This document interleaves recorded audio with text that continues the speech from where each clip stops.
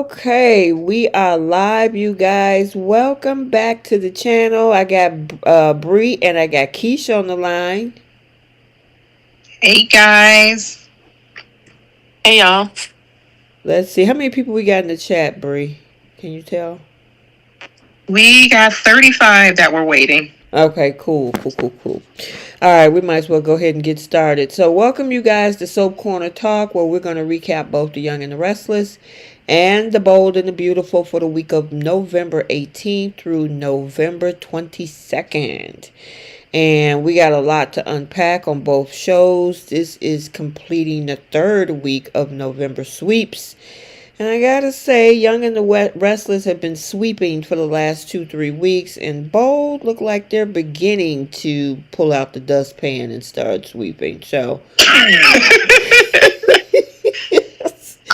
They have, I don't know. I feel like it's like a whole puzzle over there on Bold, because I'm like, why are they making certain choices? And yeah, we'll definitely get to that. yep. Not my favorite. Yeah, very interesting stuff. So, for those that are new to the channel, we start with The Young and the Restless first. Then there's a little bit of a housekeeping break. And then we unpack The Bold and the Beautiful. And then we have 4 segments. Our Flip the Script, Who's Taking Several Seats, our Star of the Week, Pickle of the Week. And then we just recently added the other segment, which is the Simping Awards, or who won the Simping Olympics, I should say, for the week. All right. Okay, so without any further ado, we're going to jump into Young and the Restless. Make sure you hit that like button. I'm going to break down the storyline, and then, I'm going to give a summary for the week, and then we'll break down the storyline. So, for the Young and the Restless, for November, November 18th through the 22nd, Nick calls Chance to arrest Sharon. Kyle is upset as his parents' lies are exposed. Daniel confronts Sharon after finding out he's free. And Jordan disappoints Ian. Daniel rages at Sharon and Ian gives Jordan her marching orders. Summer dumps Chance and Phyllis awakens from her coma. And Phyllis thinks Sharon tried to unalive her, and Adam sees Billy and Sally kissing after they got between the sheets. All right, so where y'all want to start at?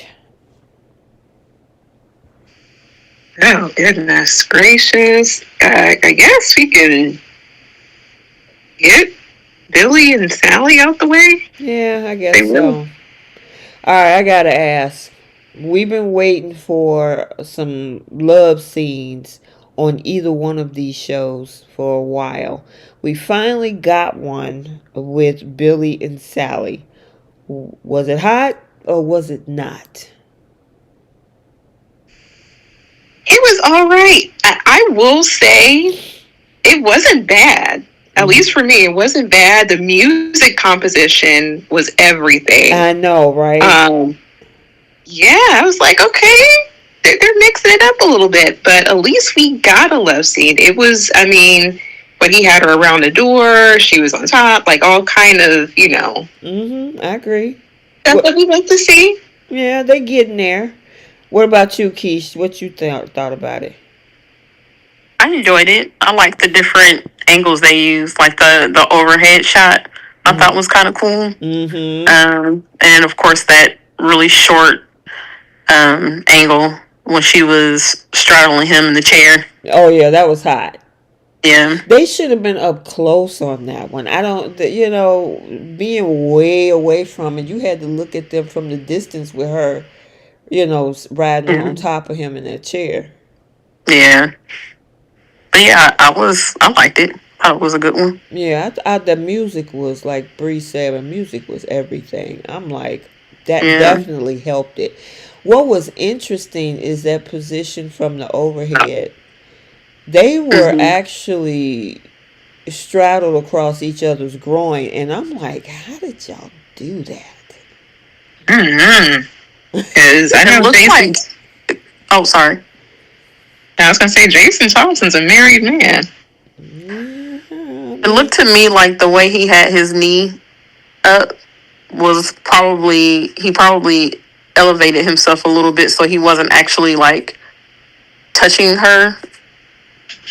And of course, with the overhead view, you can't really tell that. But I mean, I just assumed because his knee was kind of like was up. That was like holding him up and not really like laying on her.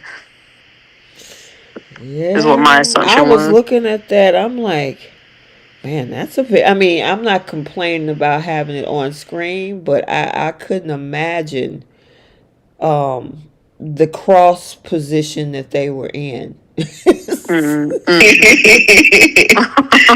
mean, a lot of sensitivity. I know, right? We were talking about Ridge and Taylor, with all that going on when they was doing the yab yum pose, but yeah, interesting.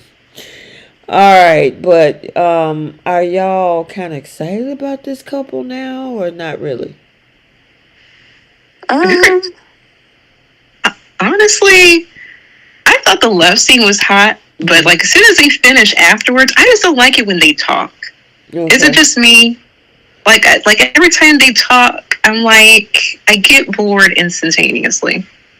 You don't think there's chemistry with the conversation or their interaction outside of what we saw in the bedroom? Uh, uh, Not anything I would care about. Okay. Yeah, I don't know. I really enjoyed the Billy character with Victoria. I don't know why. I mean, I know it goes way back, even with Jason Thompson, and of course the late great Billy Miller. But it was just something about those two that was just Amelia and him. Even with the DID story when she was there for him in the cabin and stuff, they just got chemistry. I just don't feel it with Sally and him outside of that scene, it was all right. But just every day, them being boyfriend and girlfriend and dates and stuff, it doesn't, I'm like, oh, okay. I'm What? like, it's another one of Billy's women. Yeah. Yep. Yeah, Jenna said it too. Billy Miller and Victoria were very hot together. Yep. that was That my was my absolute absolute. Uh oh. favorite version of the two of them, of that Mhm. couple, was when it Mhm. was Billy Miller. Yeah. Yeah. Yeah. Yeah. That's probably in my top three of Y&R couples. Actually, between Y&R and Bold, they were just they were so good together. I I know. was devastated when he left the show. Yeah. Yeah. Tell me about it. Jay Money said, not us getting into specific shots and angles, getting naughty already. He loved it. Hey, money. Oh my. Right. We knew you would, Jay. But I just don't care when they have a conversation. I feel like Billy, he meshes with certain people. Mm-hmm. Maybe it's still something that has to kind of grow on me Mm-hmm. with this coupling. But I agree with you. No matter which version of Billy and Victoria always were just Hot like together. a great super couple. Yeah, I didn't really feel him with Chelsea. I didn't really see the chemistry a lot, even with Lily. He was just, I don't know, they set a bar with each other. It's just some couples that just they do well together. And now he's with Sally. Yeah. Mm-mm. I will say, like as far as like my top couplings, I loved Billy with Phyllis when it was Gina Torgani. Mm-hmm. Tagnoni. Torgoni, sorry. Love that coupling. They had really hot Oh yeah, scenes, they but did. their chemistry was just insane. I agree So Yeah, with they were that. good together. Mm-hmm. I was always bummed that because I did like the two of them together. I was always bummed though that we never got her and um, Josh Morrow, because her and Nicholas, of course, have that history. I was always bummed that the two of them didn't get together before she left the role because I would have liked she to have seen. Oh, you mean like as a couple? Because they hooked up, and that's why she and Billy broke up. Yeah. Mm-hmm. Yeah, so I don't know. Well, as one couple were coming together, another couple ended. And you know what? Summer did him a favor. I actually went back on my Instagram and I had did that whole, I did an edit of one of their bedroom scenes and it was like 37 weeks ago because I'm like, how long ago was this scene? That man know how to, girl, the hair, how he was going down on Summer's lower stomach and everything. I'm like, girl, you stupid. Well, that's Jenna's man now. I mean, I'm like, you let go a chance because you feeling, first of all, I get that she's mad about her brother, but she also wants to get back with Kyle. And she took any out that she can get. It was just convenient for her to blame him for what happened with Daniel and not listening to Phyllis. Because common sense, like she knows this man was doing his job. She understands it. And she understands it's kind of close to home that he was a part of the investigation and then on arresting her brother. She knows this. She's just using it as an escape plan. And this the way that she the way that she just dismissed him. Maybe we shouldn't see each other. And then on Friday's episode, you just think you know everything. Like, oh, this is done. This is done and over with. Yeah, I'm like, you know what, Summer, go ahead on. Bye, girl. You leave Chance to somebody else. Well, So. that's Jenna's man. I mean, even on the show though, Bree, who can we put him with? Somebody that's can stay out of trouble, that he doesn't have to defend somebody because it didn't work with Abby. He's going through the exact same thing now that he Nate went did with through. Abby. Mm-hmm. They're both Summer. I feel like even if Kyle wasn't an option, or even if Summer didn't want Kyle back, or whatever, however she's feeling about Kyle right now, Summer she's so stubborn and she just jumps off the ledge anytime that she's angry. I still think she was going to blame Chance for this, just because she doesn't always think logically. She's like Phyllis sometimes, where she wants to point the finger or blame somebody for something that she knows it's out of their control. She knows Chance was just doing his job, but for whatever reason, she can't. It's like she just can't get it through her head that he had to do. He had to follow procedure. He couldn't just go off and listen to Phyllis because Phyllis said it's Sharon without any evidence. She knows how illogical that is, but she just, it's like talking to a wall with her, just like it is with Phyllis. So I think either way, even if she wasn't thinking about Kyle like that, she was going to blame Chance because she was being difficult about it pretty much from the beginning. I mean, maybe not to the point where she felt like they needed to break up at first, but even when he first arrested Daniel, she is kind of being difficult about it. It was like she expected Chance to just listen to her and Phyllis and her family just because Daniel said he didn't do it, that he shouldn't have arrested him. And it's like, that's not how it works. Right. And you know that, but of course you're not going to listen to reason because it's your brother. She can't separate reason from this is what I want to happen. Yeah, and that's the thing. She has either on either side, whether this situation with her brother or if it's the Newman family, she lives with a family that, ethics is not high on the priority list. And when it comes to being in a relationship or married to a police officer, which, you know, Chance wasn't going to do that again. Last time he threw his integrity under the bus for Victor, and Abby still gave him a whole problem about that. So I could see why he wouldn't do it again this time. But I mean, they got to realize if you're gonna marry somebody or be with somebody like Chance, I'm sorry if he doesn't have evidence to prove who you wanted to go toward, then he's gonna go by that.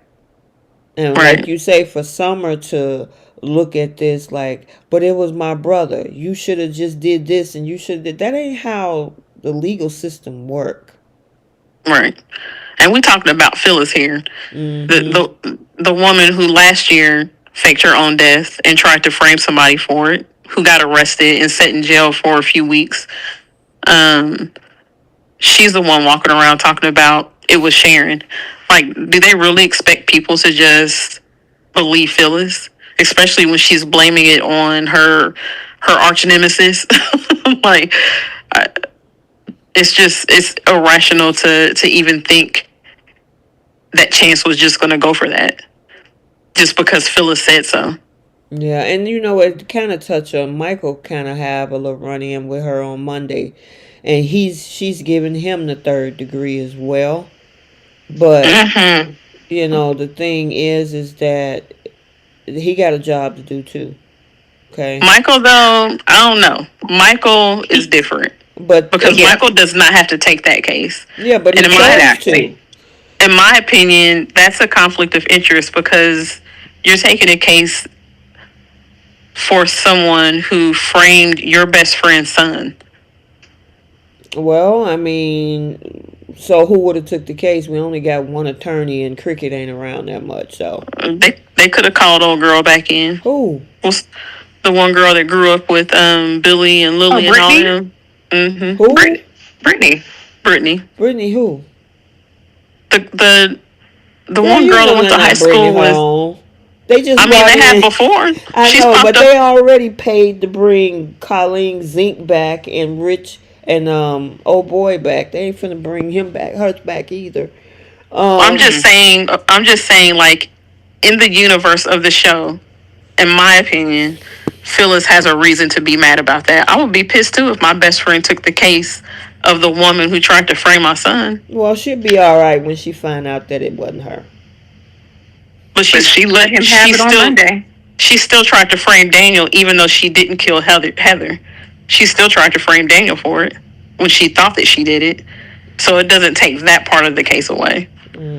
Well, as Michael Yep. brought up, you know, the thing is, she also had to have some representation herself after she became a sadist for a moment, or shall I say, a narcissist, and watch her kids suffer while she stand back at her own funeral. So she can miss me on that one, Phyllis. Chill out. I don't disagree with you. I don't disagree with you. Phyllis is definitely being um she's being a hypocrite right now after what she did last year. But it doesn't take away from the fact that Michael is her best friend and he's now defending the woman who framed her son. Like that one thing has nothing to do with the other, in my opinion. Right. It's like apples and oranges. Yeah, well, I feel. she wanted Yeah. representation for her bad behavior when she faked her death, and now Sharon wants representation for that as well. And if But she she don't didn't use want, Sharon's best friend to do it. and if That's Phyllis, the difference. and if Phyllis don't want to be friends with him, as she said that maybe the friendship can't get past it, so be it. And he was acting all extra tough, saying like, "You can't tell me not to take the case. I'm going to take the case." And I'm like, where was all of this for Victor? Now that I agree with you on, because I'm like, oh, you really know what to say now, but you said, but he ain't gonna say that to Victor Newman. Right. Exactly. Michael convinced me with that. Speaking of people getting scared out of their wits, Jordan, Ian put fear in that woman, and she tried to clap back, And she failed. and she failed miserably.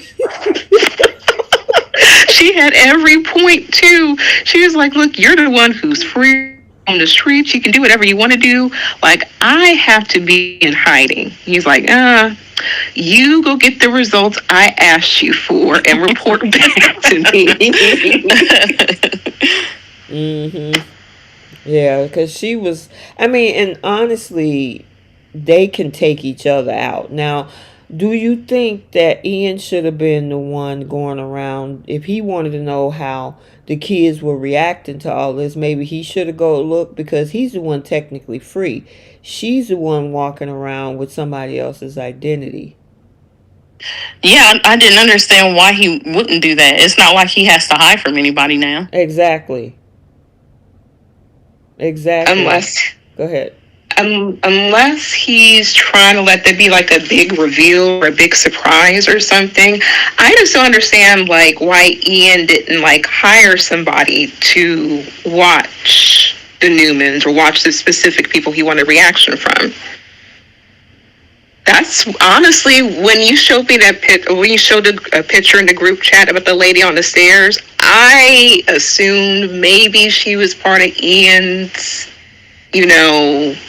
group and watching over the Newmans. Mm-hmm. I thought maybe she was a maid or somebody that worked at the house. Some people were saying on Facebook, could that have possibly been a recast for Chelsea's mother? Why she's standing behind the steps? I have no idea. I don't know what that's. I'm just saying that's what they were saying on Facebook. Could it be Anita or something?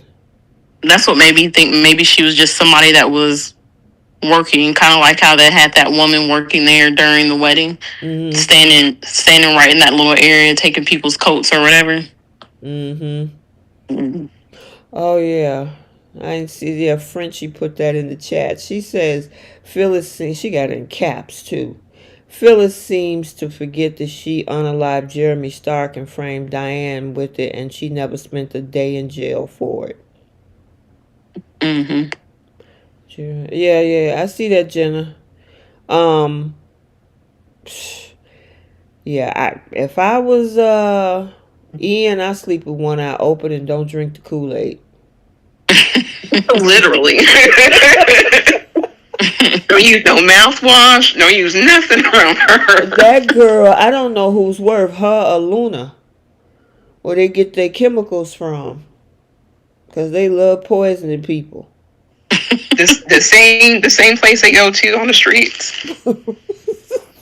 Wherever Sheila used to go to, they all go to the same people, and apparently they got expenses. They got money to spend on that stuff all of a sudden. Mm-hmm. Yeah. Jenna says that she thinks Ian is in danger. I mean, if he keep pushing Jordan will get to the point that she'll figure out a way to take him out.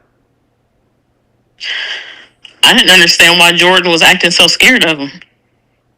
Yeah, like, what is she afraid that he's going to do other than maybe, I guess, tell people that she's broken out of jail? Because he was the one that helped her with this identity swap. Am I correct? I believe so. Yeah. There's another woman in her place. Right. So I'm wondering if he might blow the whistle on her. You know what I mean? If that's what she's afraid of. I wish they would showcase more detail on how they even know each other. Like, how did one know about the other? Like a backstory? Yeah, like, were they in a relationship together? Was she one of his, I guess, people that he groomed in the orphanage? Like, I want to know the full backstory, because I think that fear comes from a whole different place. I think it's more than her going to jail, because she's been to jail a few times. She blew up a prison and escaped. Right. So I don't think she's scared to go back. Mm-hmm. I think whatever he either has on her or whatever fear he's like instilling on her, it's real for her. So I think he's really the one calling the shots and running the show. That is true. That is true. So, yeah, she's on pins and needles, but who's to say that she don't have a vial of poison somewhere? My question is that poison that Sharon had, because didn't you bring that up before, Bree, on one of the lives this past week or so, where they was in the same hotel or something? Yep. They sure are. That's the same sleazy, dingy motel. And what I was saying is I find it really ironic that they go there. I'm wondering if they knew Sharon was already there and they followed her to where Heather was and they did what they did. And Mm-hmm. then they know Sharon went back to the hotel and also blacked out there, I believe. I Mm-hmm. wonder if they were planning and planting seeds over in the hotel. And then where did Sharon get that poison from that she was going to give to Daniel? That's a great question. They all go to the I same. forgot about Like, that. where are they getting random poison from? Oh man, I don't know where they get that poison. They just find. I mean, even Luna. I don't even. Did she ever say where she got that poison from? I don't think she did. I don't remember No. her saying anything about it. Yeah. So where are they getting just random poison? Well, hers was a mixture of what her mom's mints and I guess like something that to accelerate those mints. I'm gonna say that. Oh. And Mm-hmm. yeah, so wherever she got it from, they all go to the same place. Right. And I mean, cause Sharon had a nice sized bottle of it. Right. Well, she got the money for that. I'm like, what did Luna, with her intern budget, where how is she able to afford like little packets ready on deck to put in water bottles? Oh boy, boy, boy. Anyway, so yeah, we'll see if one of those two cancel the other out eventually. What did y'all think about the conversation between Nick and Adam? Because they've been civil for a long time, and then when this whole thing with Sharon came up, because Victor was upset that she was out on bail and still on the property, Nick and Adam got into it, and I'm like, no, let's not mix That that up. that's their daddy's fault. Hmm. You called them onto the property to talk about Sharon. Right, Even Adam said that. Even Adam was like, "Why am I here?" right, yep. That whole thing was a mess. A I mess. Go ahead. I was shocked though the way that Adam's response to what's going on with Sharon, because he's normally the one that is sympathetic to somebody going through something, especially Sharon of all people. Well, you'll Is see that normally on Monday, Keish. oh, okay. Yeah, because he reaches out to her on Monday. Oh, gotcha. That's why I was saying I kind of want them back together. I I mean, I was, wouldn't hate it. I wouldn't hate it either, girl. Especially if they could give us what they gave us back then. I've been waiting a long time for that. I know you have. We've been talking about that for almost 6 years. Did uh, it seem like Nick was extra sensitive when Adam was saying, like, I know her in ways that you don't know her? I mm-hmm. know her, like, that her, like, he knows her dark side, her good side, like, everything. And that irritated Nick. I think Nick has always hated that Adam and Sharon have some type of connection. Oh, he's never like that. Yeah. That was weird. I mean, he was real defensive. Don't you Hmm. say nothing about why? Yeah, I'm like, dang, I'm looking at Nick, and I'm like, Nick, you do realize that Adam and Sharon has a way different connection than you do. Hmm. Yep. So I don't know. That was an interesting situation, but of course, yeah. Speaking of Victor, Diane was turned over glissade to her, and we still never got this week what Victor even did to that company. Because that episode was Right. on Wednesday. They overhype us for nothing with that. Because she came over there and was like, he told her, the company is all yours, and she was like, just like that? No tricks? And he was like, nah, I just want to unload it. It was just something that I needed to use to stick it to Jack, and I no longer need it now. And she was like, oh, okay. But then when Nikki came up in there, he said that she gonna have a big surprise with that company. But we never found out what it was. Maybe we'll find out once she starts digging into the financials and like whatever else is going on with that company. Maybe she'll see that it's actually worth nothing. Yeah. But wouldn't the lawyers have pointed that out already? They had lawyers look at it. I know. That's the first thing she said when she got to the house to tell Jack that she sent it over to the Jabot lawyers so that they can review everything. Maybe they'll be the ones that tell her that it's not worth anything because they hadn't gotten back to her yet. She just said that she took a glance at it and gave it to the lawyers to review. Yeah, I was hoping though that we would kind of, figure out what happened. I guess we'll have to wait till next week. I feel like the story would have been better if Victor had given Glissade to Claire and fired Kyle at some point and given it to Claire to run. Yeah, I agree with you on that one. That would have been crazy.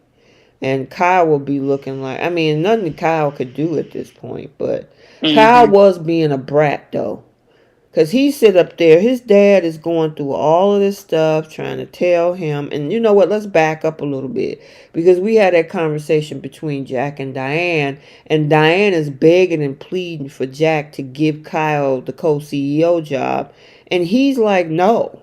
And I'm like, she don't want the job. We're back at square one.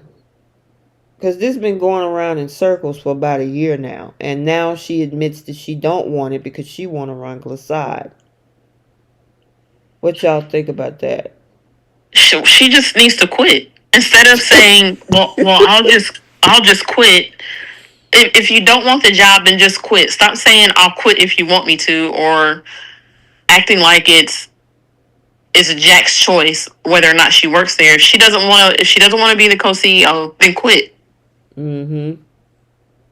That's kind of like what she did after she first got the position. After, I don't know, a month or so, and they started talking about, well, maybe this wasn't a good idea, and she was like, maybe I should quit because she didn't want to upset Kyle. And it's like, if that is more important to you, you don't want to upset your son, then quit and stop saying maybe I should quit or should I quit, looking for somebody to tell you to quit. You just do it on your own if that's what you want to do, and if not, then stop talking about it.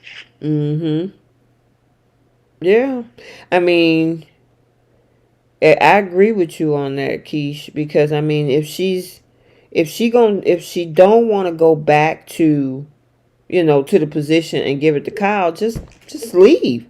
Why are you begging Jack to let you out? Right. That part don't make sense to me, but I don't know, I guess. But then we get to the part where, Jack and Kyle have a conversation and Kyle is being a brat. Yeah, I'm tired of him bending over backwards for him. I mean, he clearly now knows that Victor only used that company and him as a pawn. And he still had the nerve to say in the same breath, talking to Jack, I should go and tell Victor what you did. And I'm like, are you serious right now?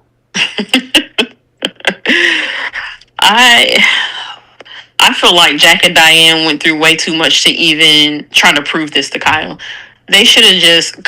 The way Kyle even got into the situation in the first place was because he was being a brat. They should have just let things play out the way they were going to play out, whatever Victor was going to do, and just should have thrown their hands up because they tried to tell him. But them going through all these performances and putting on this act just to try to prove a point to Kyle, in my opinion, they was doing too much. What you think about Kyle, Bree? I don't understand why they want to reward him with a whole company after he stole a product from them. Exactly. And just the fact that he... Bree, you still there? Uh-oh. She must have lost signal. Yeah, I agree with her, though. They're basically rewarding Kyle for all of the bad behavior, or whatever you want to call it, his attitude, all of that, everything that he's done in the past, however many months it's been since he's fallen out with his parents. And they go through this whole act just to reward him with the company. Mm-hmm. Like you're rewarding Kyle for being disrespectful as hell, because he has been disrespectful to like the umpteenth degree with both of them, and they're basically, at least Diane is doing all this just to give him this company. Yep. Okay, Bree, you back. Yeah, it keeps clicking me in and out. I'm sorry, guys. So Okay. sorry. Now, what were you But I saying was about basically Kyle? saying he was a spoiled brat and they want to reward him with a whole company. And he threw a hissy fit on the way out after getting fired from by his mom. But this boy was also in cahoots with Tucker to go against him. And then he decided to do a superhero act and threw a hit to get the position that he wanted. This boy, and I'm going to say boy, hasn't grown up not the least bit to get a whole company all to himself. And I'm like, well, how is that going to benefit if you're going to reward him with something like that? Right. I agree with Jack, where he has to kind of show some form of remorse, and that he understands the consequences of his actions. But in all honesty, Jack is a super simp for his child. But I agree as far as like the Diane stuff. If she felt that this was the best thing for him to give Kyle her position, she could have been and done that months ago. I agree.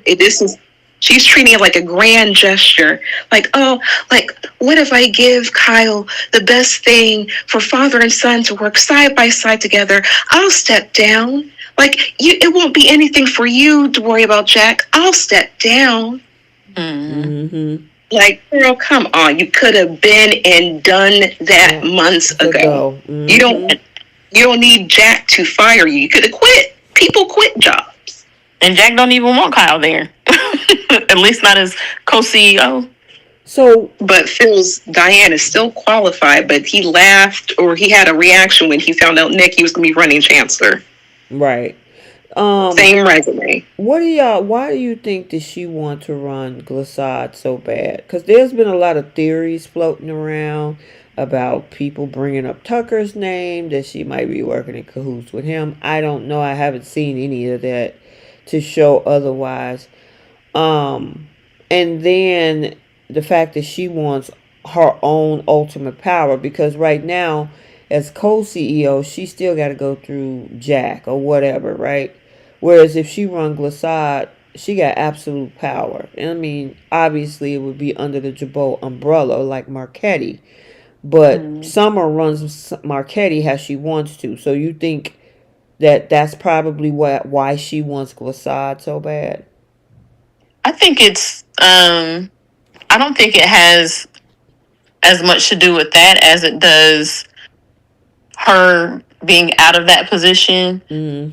She probably feels like can help repair her relationship with Kyle, because that's basically why they fell out. But it also gives her something to do. So she's not co-CEO at Jabot, but she is the CEO of this smaller company where she doesn't have to answer to Jack and Kyle, or Jack and whoever, or have to listen to other people tell her she's not qualified to be the co-CEO of Jabot. So, I mean, I guess it still gives her some kind of power, but I don't feel like that's the only reason why she wants Glissade. I think she really wants to repair her relationship with Kyle, and she knows that she can't do that if she continues to be a co-CEO at Jabot. Yeah, I was wondering about that. Now, Jenna thinks she absolutely wants power, but you know, Jenna's not a Diane fan. Yeah. Yeah, and Jenna says she wants to be like Nikki. But, okay, what does Kyle want most? Does he want to run Glissade most, or do you think he actually truly want to work next to his dad? I think he probably prefers to be at Jabot because that's his actual legacy. Like, that's his family's company. And working at Glissade is working for Victor, basically.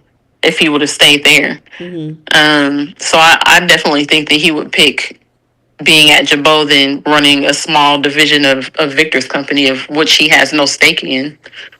But I mean, now that they have it under their umbrella, would he prefer to do that over working at Jabot? That's what I mean. But after Victor let Gotcha. it go, right? I don't know. That's a good question because he would have his own autonomy over there with Glissade, but you know being what a I'm co-CEO saying? at Jabot is a bigger role. Because the thing is that because she thinks giving him the co-CEO at Jabot is what he really wants. Yeah. And Jack thinks that no, Glissade is what he wants. We got it away from Victor, and now we're gifting it back to him. So I don't know. Is that what he wants though? I don't know. Because That's a good question. he only went over to Glissade because he wanted to get away from Jabot because he couldn't get what he wanted there. I don't know. I mean, I guess that's a good question to ask Kyle. Like, did you really want this, or were you only doing this because you didn't want to play second fiddle to your mom? Because I've always felt like Jabot was that was his ultimate goal. Like, that's what he wanted to do. Okay. I have a question. Yes. Do you feel that Kyle is deserving of that COO position over Billy, who asked for that position back? Oh, that's gonna be tough. And I mean, the COO. Well, you know, or whatever Diane's position was. Diane was co-CEO. She was co-CEO. But here's the thing: there is Jack could have gave Billy the COO position because one of them, either Kyle or Diane is going to either get the co-CEO or the Glissade. So Jack could have gave him a job over there. You know what I'm saying? That is true. But then Billy would be underneath Kyle or Diane. I don't know if that's going to pan out too well. Well, he don't have a job right now. So anything would do. I mean, I don't know, because according to Billy thinks that with Diane out, so he must thinking that he was going for the co-CEO. That's what I'm thinking. Right. So I'm wondering if Jack said, well, I could give you the COO position. Would you be okay with that? If he said no, then it's like, well, bruh, you don't have a job right now. So when he left last time, what was he? Was he the COO? God, how long? Let me see. Let me think. Because I remember him when he left. I remember him saying something like he feels like he'll never be able to, I guess, advance or something? Regain it. Yeah, because he knows that ultimately he wants Kyle to take the company over, and he felt like he would. Go ahead, he was co-CEO. He was co-CEO? Yeah. And he and Kyle were bickering because Kyle, I think, was COO at that time. And saying that he could do his job better than Billy. I remember that, yeah. And then I think Jack had gotten into it, but he ended up leaving. But, yeah. So he hopscotches from position to position. My goodness. I still don't like what Jill did, though. Because technically, and I know we kind of touched on this last week, he really truly did not do anything wrong. He was about to close the Odyssey 7 until Lily undermined that by telling it to Victor. They unmerged the company, because, Devon and them wanted to do their own thing. And she gave this boy her power. And then all of a sudden, you start listening to everybody else. I'm like, did you not look at, the numbers? Were they going down? Does it prove what everybody was trying to tell you? And she had no faith in him. You know what I'm saying?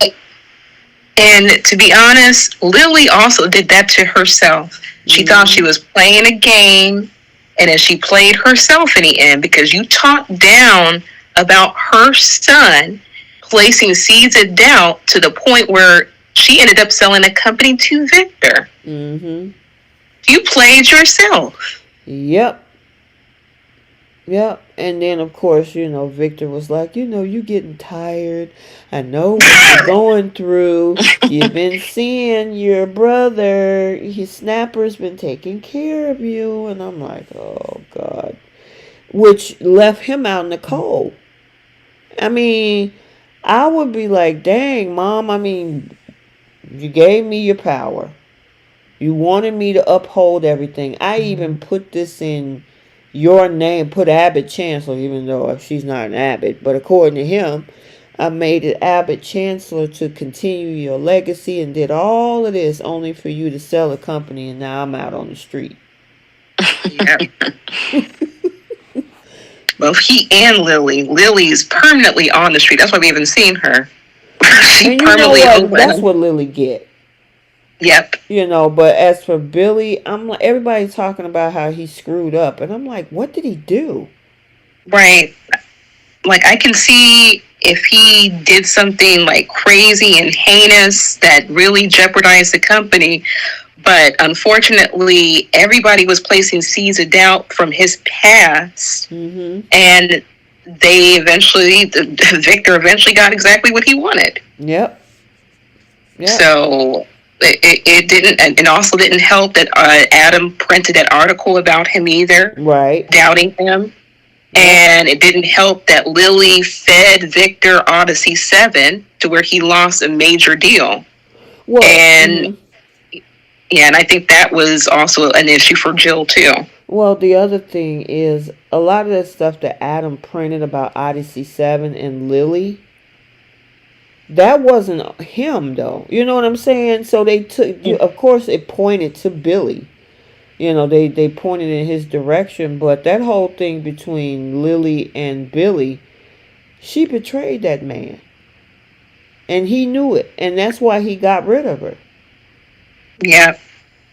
And that's the part that I hate Billy did not bring up to Jill, is about the Odyssey 7 information being given to Victor. I'm like, Billy, that was your kryptonite. Yeah, but she still knows that Lily tried to oust him because she brought that up when she talked to him. So it's not like Jill had no clue that Lily was trying to do things behind Billy's back to get rid of him. Right, I agree with that, but I know that would have put the icing on the top, and especially had her giving a side eye to Victor, because wait a minute, Lily, who I've trusted, gave you the information on Odyssey 7, and now you want me to sell you the company. You know what I mean? So, I don't know. I just hate the way they wrote that in a way that it just never came out. Yeah. We know what happened, but Jill really don't know what Lily did. And even Victor kept that a secret from Jill, too, about Lily. Well, at least Sally, is a shoulder he can cry on. She still ended up out on the street. Well, I wonder are we gonna get, because Devon and Abby are on their honeymoon, so I guess Lily is just taking a vacation, Bree, like you said. Yeah. And then she didn't get that. I wonder, did she ever take that severance check? I don't think so. Nope. That's what she gets. She should have. Because what is she going to do now? And she keep crying about, like, I don't want to go over to my family's company. So ungrateful. I know, right? We got to talk about what happened at the ranch, because Daniel went off. Yep. Who want to go first? I'll go first. I was very pleased that Daniel went off as he should, because if it were me, like, he held it in together probably better than I did, or I would, because you're not going to sit here and just try to skate your way out of what you put me and my family through. That's just not going to happen. Because we've been asking you point blank that you have anything to do with it. And then you tried to gaslight me. And I found out that you tried to frame me. Oh, yeah. He well deserved. She deserved everything that man was saying to her. Now, it did look like he was about to slap her up, but it looked like he was about to lay hands. But go ahead. Mm-hmm. Yeah, but he, I think, well deserved. Like, I want him to go after her. I really do. I want him to go after her, especially legally, because that put him, especially his daughter, through so much like torment. Because she made that little girl think that her dad has something to do with what happened to her mom. That's not, and on top of that girl's not mentally stable herself. That just wasn't okay. And putting his family through all that, he couldn't even grieve. Like, she deserved every bit of him cussing her out, and I was so pleased by it. And also, Michael Grossaday, great acting. Yeah, he did. Yes, Gail Lewis said it in the chat that he deserves an Emmy. Oh, they're getting all kind of Emmys on YNR. They better. All kind of nominations. They better get a whole bunch of them. I can't wait till they come out in the spring. What you got, Keish? Yeah, Sharon definitely deserved to be cussed out.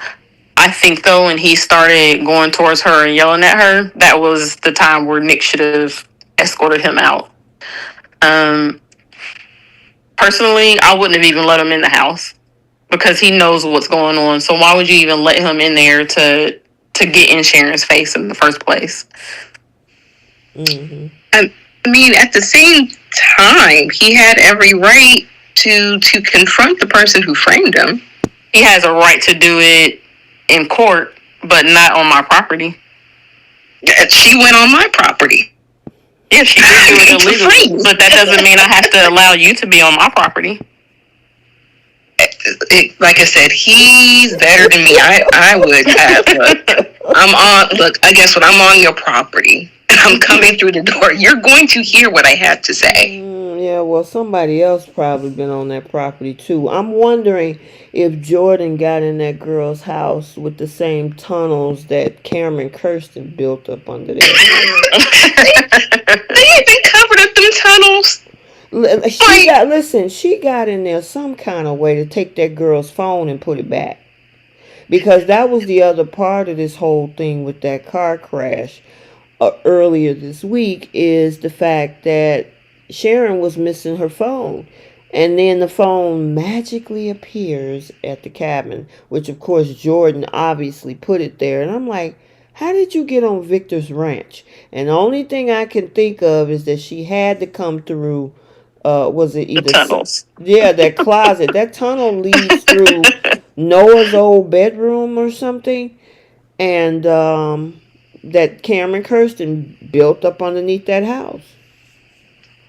That is pitiful. So I would laugh at Victor. Like, he was able to build a whole ranch from start to finish, but he couldn't cover up them holes so people won't go into his property. You would think they would have if he sealed up that dungeon that, Jordan was in downstairs under the old mansion. Man, that's now the old mansion. Under the old mansion, you would think he would seal up those holes that Cameron dug up under the house, but maybe not. Because she had to get on that property some kind of way. But I could understand Daniel being upset. However, I don't think it was a good idea legally for him to come over there. Because what if it had to escalate, then that would have kind of maybe damaged part of the case. You know what I mean? So I agree with both of you. I get Bree why he was ready to just go off. At the same time, you might want to not just show up at somebody's house when there's an active case going on, because it could backfire somehow if it's escalated, And Bree like, Hey, I said I agree with both of y'all because y'all both making I good know. points. I know. I look. He better than me. Like, yeah, Nick, for one, don't hold me back. Because and he got arrested. And he got his name plastered around like that he did that. Like, no.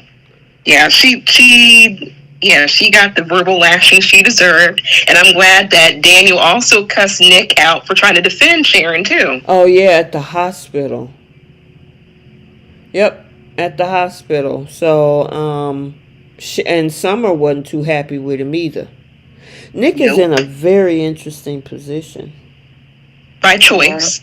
Well, I think he has to defend both sides because he got two daughters in this situation. One by each of those women. And He picked a side. we already saw Faith was upset that maybe Phyllis has something to do with this. And then, of course, on Monday, she brought up the missing phone.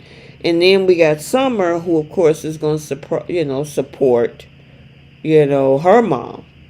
So I'm curious to see when all these people come together. I know we talked about Lucy and Faith, and then we got Summer and possibly And Mariah. Mariah and Faith.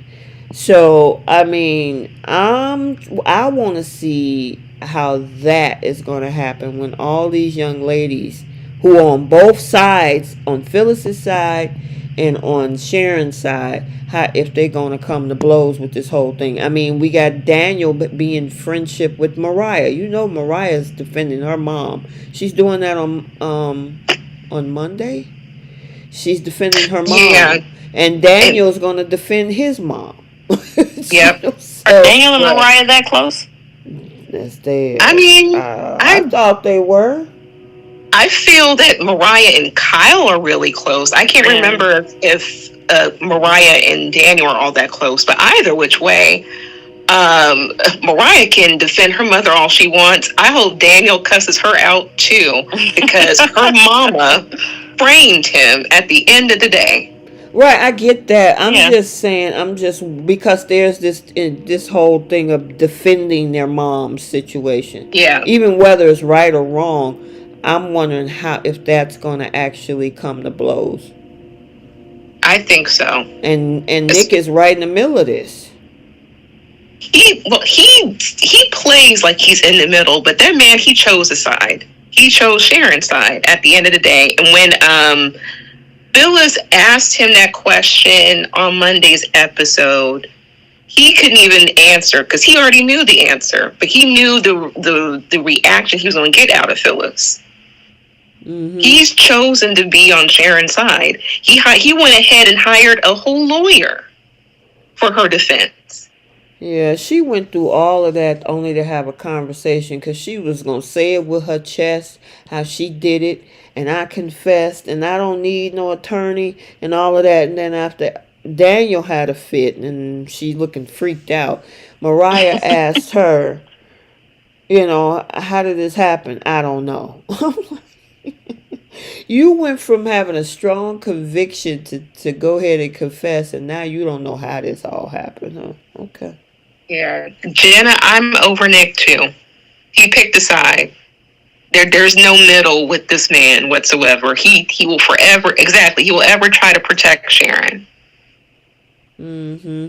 So, I mean, because part of him don't think that Sharon could actually have done this. Have she ever, okay, so Phyllis tripped down the stairs and she unalived Cameron Kirsten for self-defense of her daughter. Have she ever did anything else that she unalived anybody? I don't think so. Not that I can think of offhand. And see, I think... Go ahead. I'm sorry. Go ahead, Bree. She's committed a bunch of crimes. Right, but I'm talking about, because taking somebody out. Now, Phyllis have taken some folks out. And even rolled up bodies and carpets and all types of things.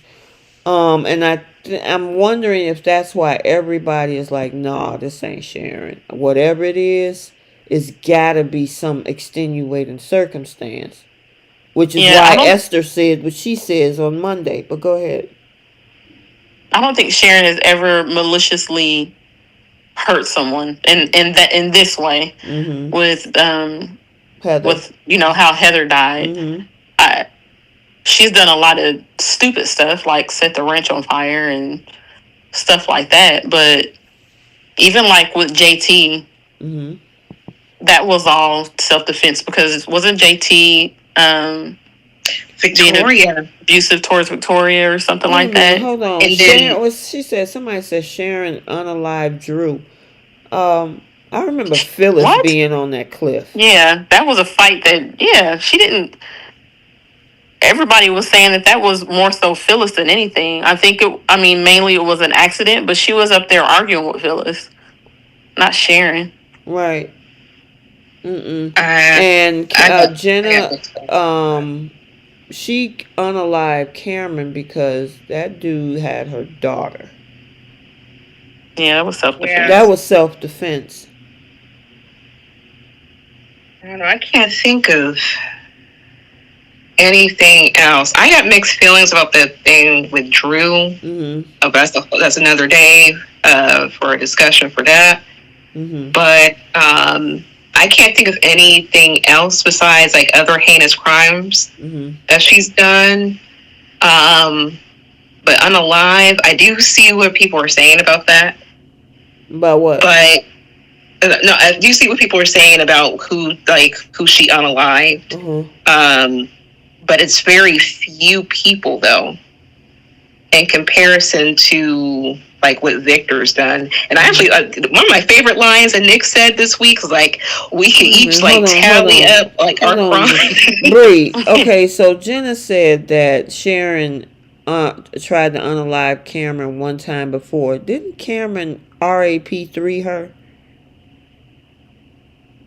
He did something to her. I can't remember exactly what.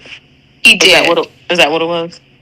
I thought it was RAP3. And she was scared that he was going to do the same thing to Faith. Right. I thought it had something to do with RAP3. So, yeah. Yeah, but actually it was Nick the first go around with him and Cameron.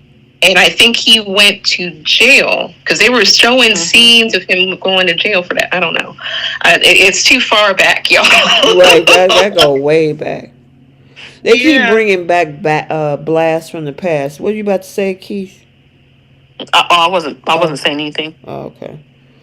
Yeah, but anyway, back at that ranch. Yeah, I think they're now, because I'm about getting tired of the whole thing. I want to kind of move it forward if they are going to come after. Who's next? Is it Mariah next? Is it Victor next? Let's keep the ball rolling. I know right now, the pieces are coming together because Phyllis realizes that it wasn't Sharon that drove into her lane on Monday.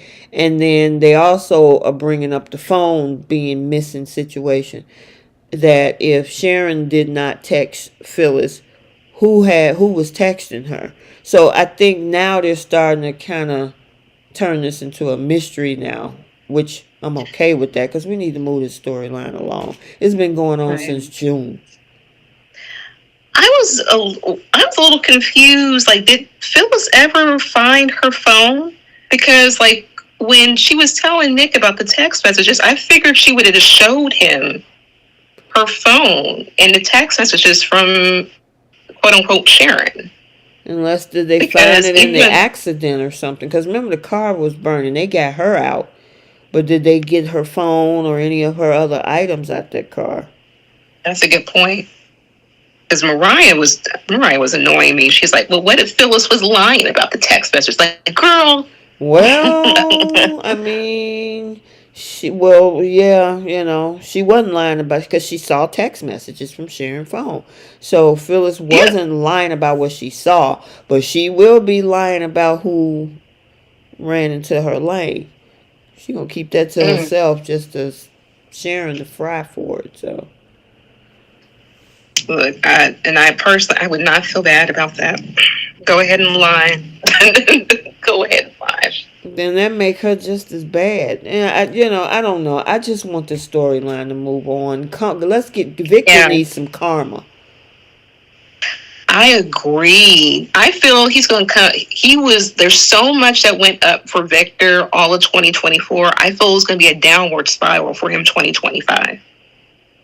Yeah, and I'm really here for whatever Ian and Jordan have in store for him. Girl, I really could you am. imagine if Ian and Jordan drug him and put him in a cell and feed him a bunch of old Brussels sprouts? I mean, if they're able to access that Newman wrench, I'm surprised they haven't done it yet, to be honest. I'm curious. They gotta have something planned for Victor, and well, we've been talking about Abby. That maybe Abby might go missing or something happens to her. So I don't know. I guess we'll have to see. But obviously, Mariah is part of the storyline because didn't Ian bring her up? Yeah, he wanted to see Sharon's children or hear about Sharon's children's reaction. Mm-hmm. So that includes Faith. Right. So I don't know if Faith is going to get looped into all of this. That would be interesting.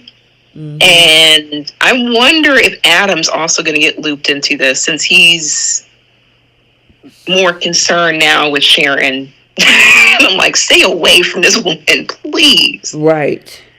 But he's had his dealings with Ian Ward himself. Mm-hmm. So he could also help put 2 and 2 together if need be. Yep, I agree. I mean, the only family I don't see being targeted by those two is Jack's family.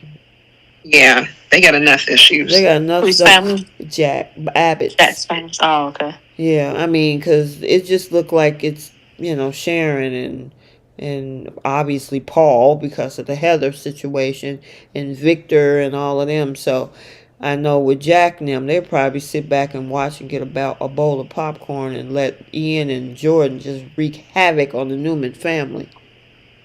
Yeah. I wonder if that might include Summer. Because let's keep in mind, Jordan also got a hold of Claire and Harrison. Yeah, because Claire is also a big piece of this probably too. Yep. And that could affect the Abbotts. Yeah, that's true. Especially if Kyle is going to continue to pursue and being in a relationship, but the spoilers came out for next week, and Victor is going to be warning Claire about Kyle. So Victor is going to try to work his magic to get in between that. Oh, boy. And put her with who? Girl, I don't know. I hope they don't put... I really don't want Summer and Kyle back together. I don't either. And I'd rather that than, I mean, I'm not hating it. Kind of same way you guys are not hating Sharon and Adam being together. Like, I can see Kyle and Summer being together. But I'm like, who would they put Claire with if it's not Kyle? Because I kept seeing online about Claire and Chance. I'm like, no. That's what Jay was saying, wasn't it? I think Jay, so.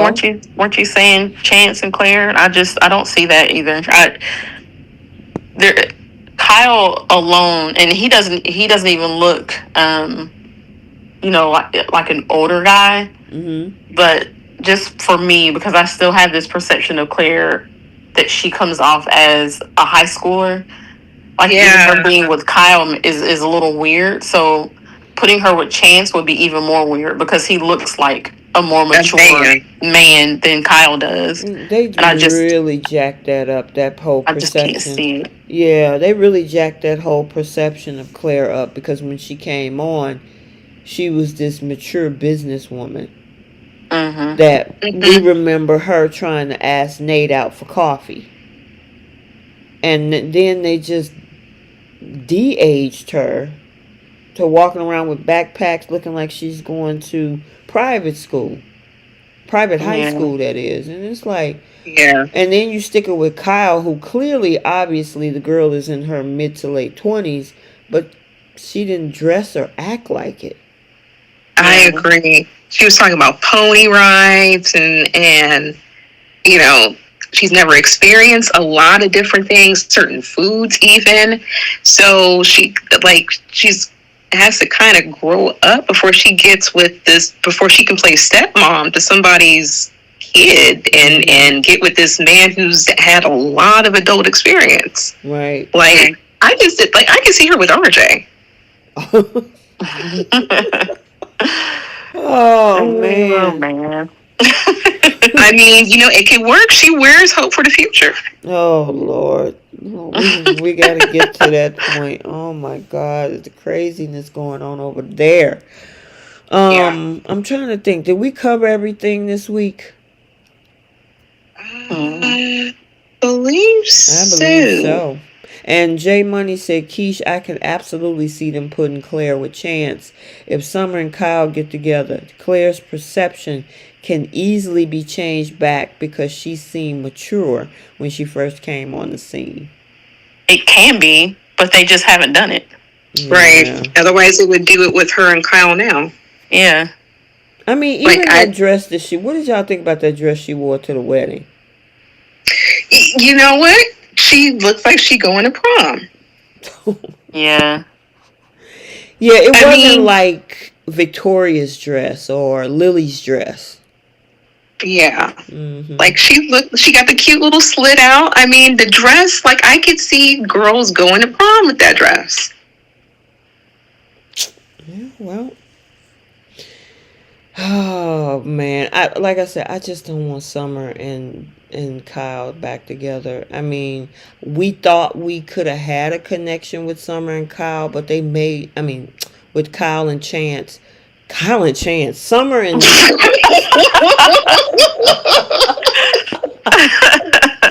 Summer and Chance, but they made them absolutely boring. They hardly, and then they put Chance on recurring for a while. So Summer was pretty much around by herself. And I didn't feel like they were boring. I just feel like they never gave them their own story. Their stories were outside of each other. Mm-hmm. Hers was about her family or about her drama with Kyle, and his had to do with his work. And when they were together, they talked about each of their individual situations, but they never gave the two of them together. They never gave them a storyline that they had to deal with. Yeah. It was just like they did all of that working up to, like they did a great job building up to Summer and Chance. Mm-hmm. And then it was like the moment they put them together, it was like, okay, we don't need to do anything else. And they just let it go. And they botched up that whole scene. Well, they had a scene earlier this year, which is the one that I did I did an editing on IG. But that whole shower scene was absolutely ridiculous to me. Yeah. Yeah. And then, all the love scenes, all of 2024 were kind of dismal. I feel it affected quite a bit of some storyline arcs, but I agree, they really didn't give this couple a chance. And I think when they put Connor Floyd on reoccurring status, that really just didn't help situations either. Mm-hmm. And then they put that girl in a storyline with Kyle fighting over Harrison and making her a whole jealous woman, leading up to all this right now where she wants his man back. Right. Yeah, it's like they kept pulling her back into Kyle's story. Right. They had her acting like she was jealous over him working with Audra. Now they got her acting like she's jealous because him and Claire are starting to date. Mm-hmm. And it's like, how come you guys just can't let Kyle do his own thing over here and focus on Summer and her relationship with Chance? Why do they keep pulling her back into Kyle's stories? Like, can Kyle not carry his own romantic love stories, whatever it is that you want to call it, by himself without making her like the third party, the interloper, the one that's got to cause issues? Well, didn't they do the same thing when he was with Lola? Yeah. They always use Summer to be that jealous ex or jealous girlfriend, whatever you want to call it. They use her as the jealous person, the jealous party in Kyle's relationships every single time. Mm-hmm. And it's not as if they couldn't have written something for her outside of him. She had plenty of other things that they could have focused her on. It's almost like they don't feel like Kyle's ships are interesting unless they add Summer to it to give it some drama. Right. I think they're labeling those two as a super couple, so they'll always kind of come back together. Same way they keep labeling like Hope and Liam as a super couple, Sharon and Nick as a super couple. Like they're gonna constantly be in each other's orbit, and if they're the next generation, that kind of makes sense that the other relationships don't pan out well. But I'd rather Summer and Kyle together. Because I actually feel like when Hunter King was on there, they had fiery chemistry. But the way that Allison Lanier has been playing Summer, I actually kind of enjoy it now.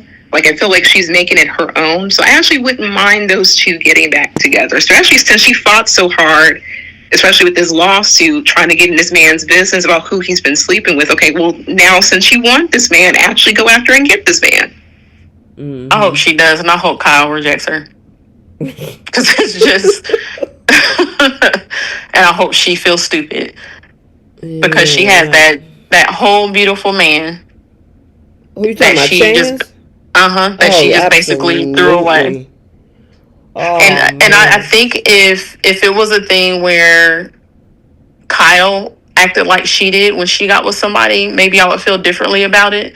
But when he found out about her and Chance, he was happy for her. Mm-hmm. They never have Kyle acting like the jealous ex. It's always Summer being the jealous ex. Mm-hmm. They always make her look stupid for Kyle. Mm-hmm. And it's just annoying. So I don't know. I think that has just turned me off of wanting them together again.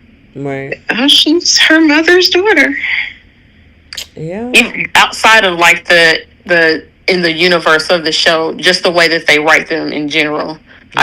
I don't like that. I don't like that they make her act like this, but Kyle is happy for her. So I don't know.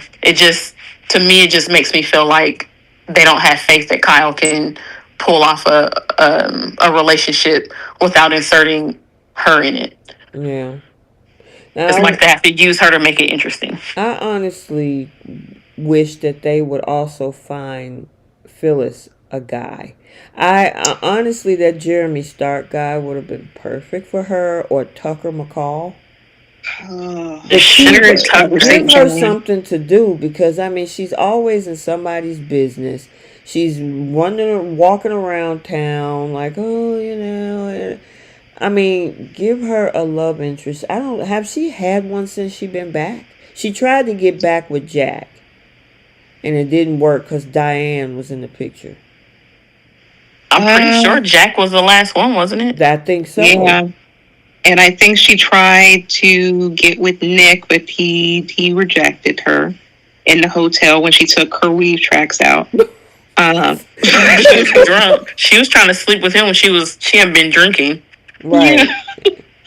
Because she knows it's been a while, and she know Nick can be easy sometimes.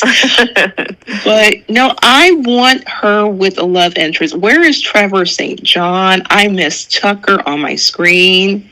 Like, just, they had great chemistry. Mm-hmm. And I think that she has great chemistry overall with a lot of the cast members.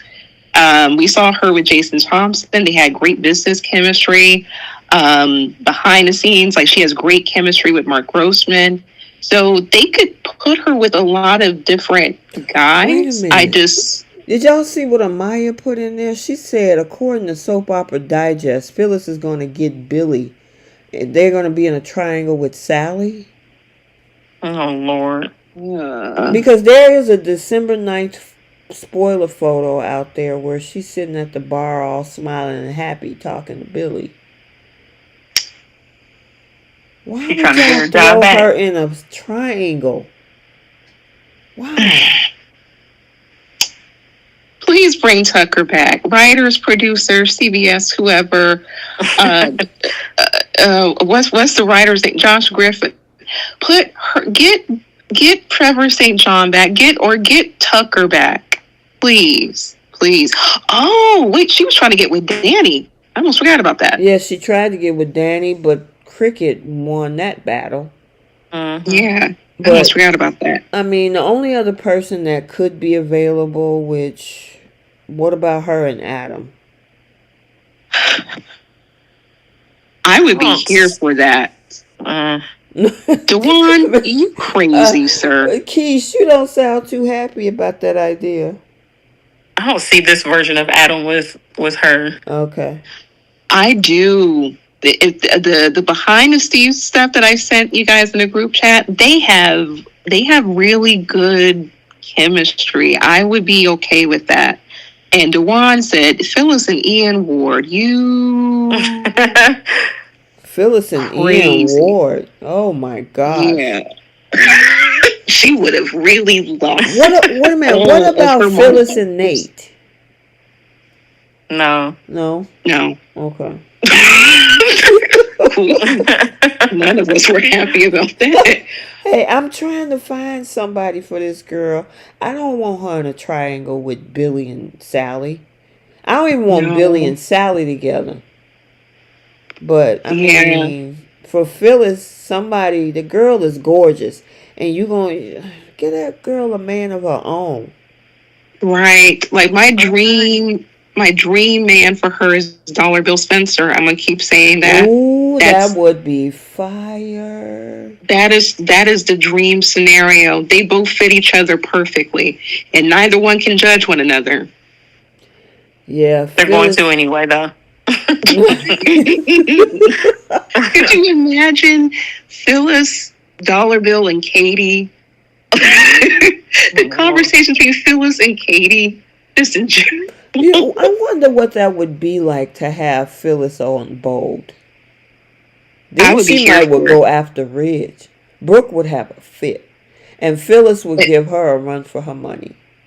All kinds of competition. She said, oh, Brooke's bedroom? Okay. Let me step into some lingerie.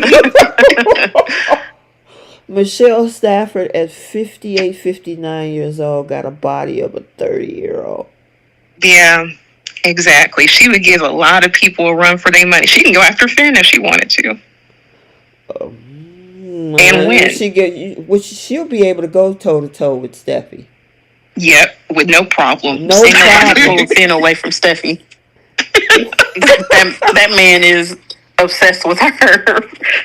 Finn ain't going nowhere. Oh my goodness! God. But I would let. But Deacon would be her. Not Deacon. Dollar Bill Spencer is her perfect match. They're just on different shows. Yeah, I think that would be the couple to watch. Yep. Writers, if you're listening. I know. They're not. I don't know if they'll put Michelle over there. They won't even send Sally back over there. You know they ain't pulling nobody else. Right. You know what? Being that they're sister shows, they should do more crossovers and not the same usual crossovers like Lauren or Sheila or Esther they brought across. But bring over, like we were saying, bring over Phyllis, bring over Lily. Lily, look, and she ain't got no job. See, they would have so much in common. Lily and Carter would be perfect for each other, right on Delulu Island. You know what I mean? See, Prince and Princess sure would.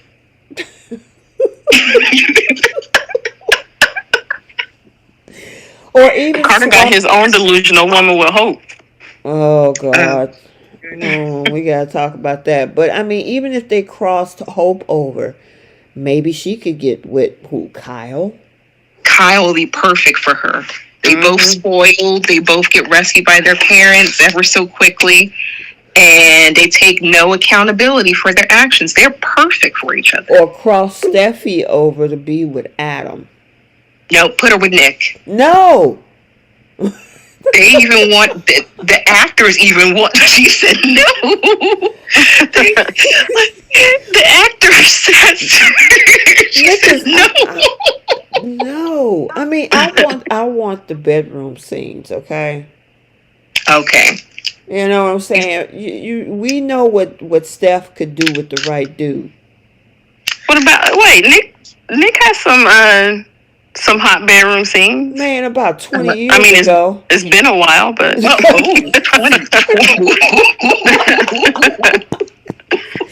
About 20 years ago. exactly, you said been a while. About 20 years ago. Let put Steph over there with Adam. Girl, please. Oh, goodness gracious. And then bring Audra over for Thomas. No. Bring Audra over for Bill. She would Oh, love a man. that She would would be. love a billionaire. Oh, she would that would light up a screen right there. She would be giving Katie all kinds of hell. Like, oh, that would be perfect. See, writers, we trying to help you guys out. CBS, we just listen to Now us. I would cross over Summer, Allison Summer, for Liam. Man, y'all got quiet. No? No. She's like, Liam no. and Claire might. Liam and Claire? No. Oh, That would be terrible. No. Yeah, that's like vanilla. I mean, isn't he? But you need some. Okay, hold on. So who would you bring over to spice up Liam from Young and the Restless? I wouldn't hate him being with Summer. Who, Liam? Oh, okay. Yeah. No. I need somebody to whip him into shape, or like be on either they're going to be in Disneyland, like Claire would be, especially since he's already vanilla, so that'd be like, a smooth sailing thing for her. Or give him something that's really going to spice him up, like put Liam with Audra. That would really shake that man up. It'll shake him up, all right. He wouldn't know what to do with Audra. Exactly. I mean, this man had Steffy. That's true. Yeah, I guess. He ain't know what to do with her either.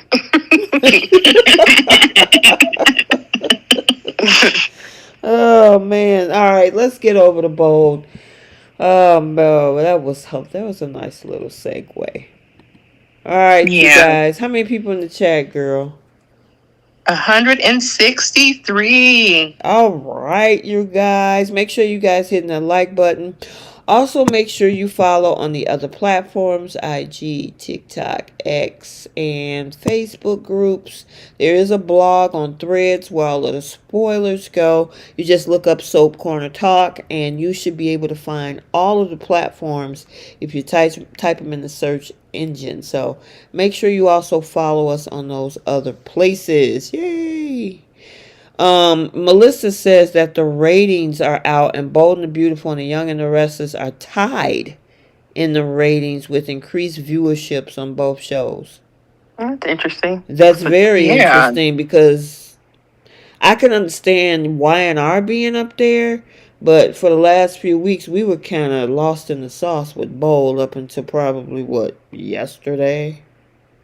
Yeah, and they usually are beating Y&R. Absolutely. I mean, Y&R is usually beating Bold in the... Yeah.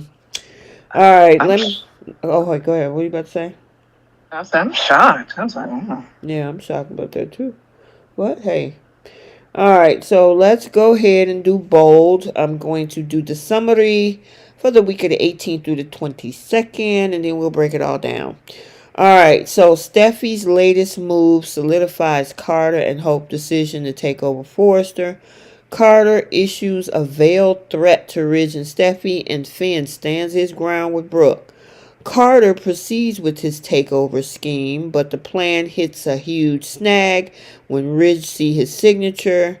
Brooke is reeling as she overhears Hope and Carter planning a coup, and Brooke drops an absolute bomb on Ridge, and Elektra Stalker comes to LA. Let's get Elektra and Remy and Will out the way. Did y'all find it very interesting that she looked like she was more than happy to see Remy, and she even said that I'm happy to see you. Yeah. It makes me wonder if her stalker was he all virtual and she never knew who it actually was? Okay. Right. Because I would have figured that she would at least have pressed charges with her stalker or something. Yeah.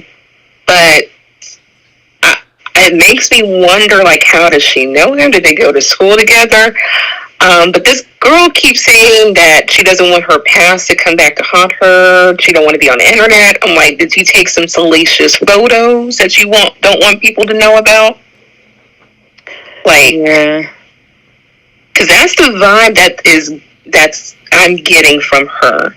Mm-hmm. But clearly, this is a man that she knows and knows all too well and is just comfortable with, and so maybe this might be a virtual thing where he's like stalking her via text messages. But even still, like, there's no police report. Yeah, I don't know. That whole thing, that whole sequence today, because I would think that when Remy showed up, she would be frightened. Right. But she's like, oh my God, Remy, what are you doing here? I'm glad to see you. And I'm like, really? Mm. Yeah, it must be more to the story. I know the spoilers for next week say something about her telling Ivy about what really happened in her past or something like that. So I guess we'll get an explanation. Yeah. Yeah. I think she took some not so great photographs. I think that's what it comes down to, because she didn't want to have her picture taken and have her face out in the news. But I thought maybe she didn't want to be found because she was hiding. That's what I was thinking too. Yeah, I thought she wanted to lay low because she wanted to hide out and not be found by who, I guess this guy who's looking for her. But once again, that's why I'm like, where's the police report to protect yourself? If it was a huge deal, she would have filed something and have like a restraining order and know exactly who it is.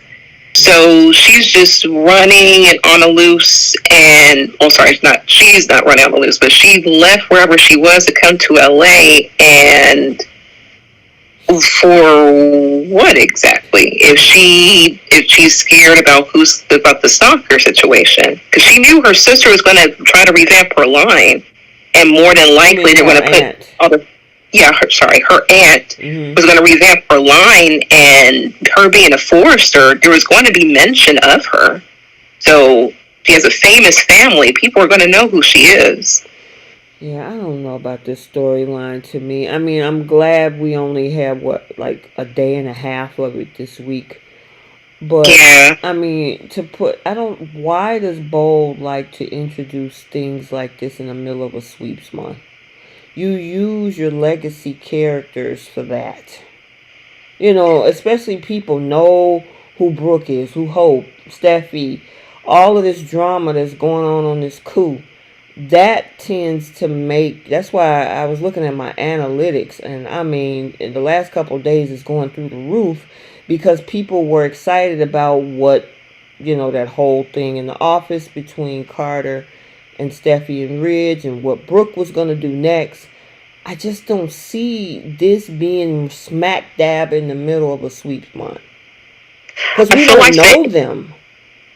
Yeah, I feel like they introduced the stalker part of her story too soon. Right. I think they could have brought that guy in, because since she, apparently is friendly with him, they could have brought him in and then let the stalker thing develop over time, where we find out that there was something that happened in her hometown where she lived at that she was trying to get away from. Right. And like just reveal it over time instead of coming out with, oh, I had a stalker, or I had, some problems at home, but we really don't know the whole story yet. But there was this guy, and now this creepy guy shows up, and we're assuming that was a stalker, which obviously there is something going on there, because we saw him when they first showed him with that whole, what do you call that?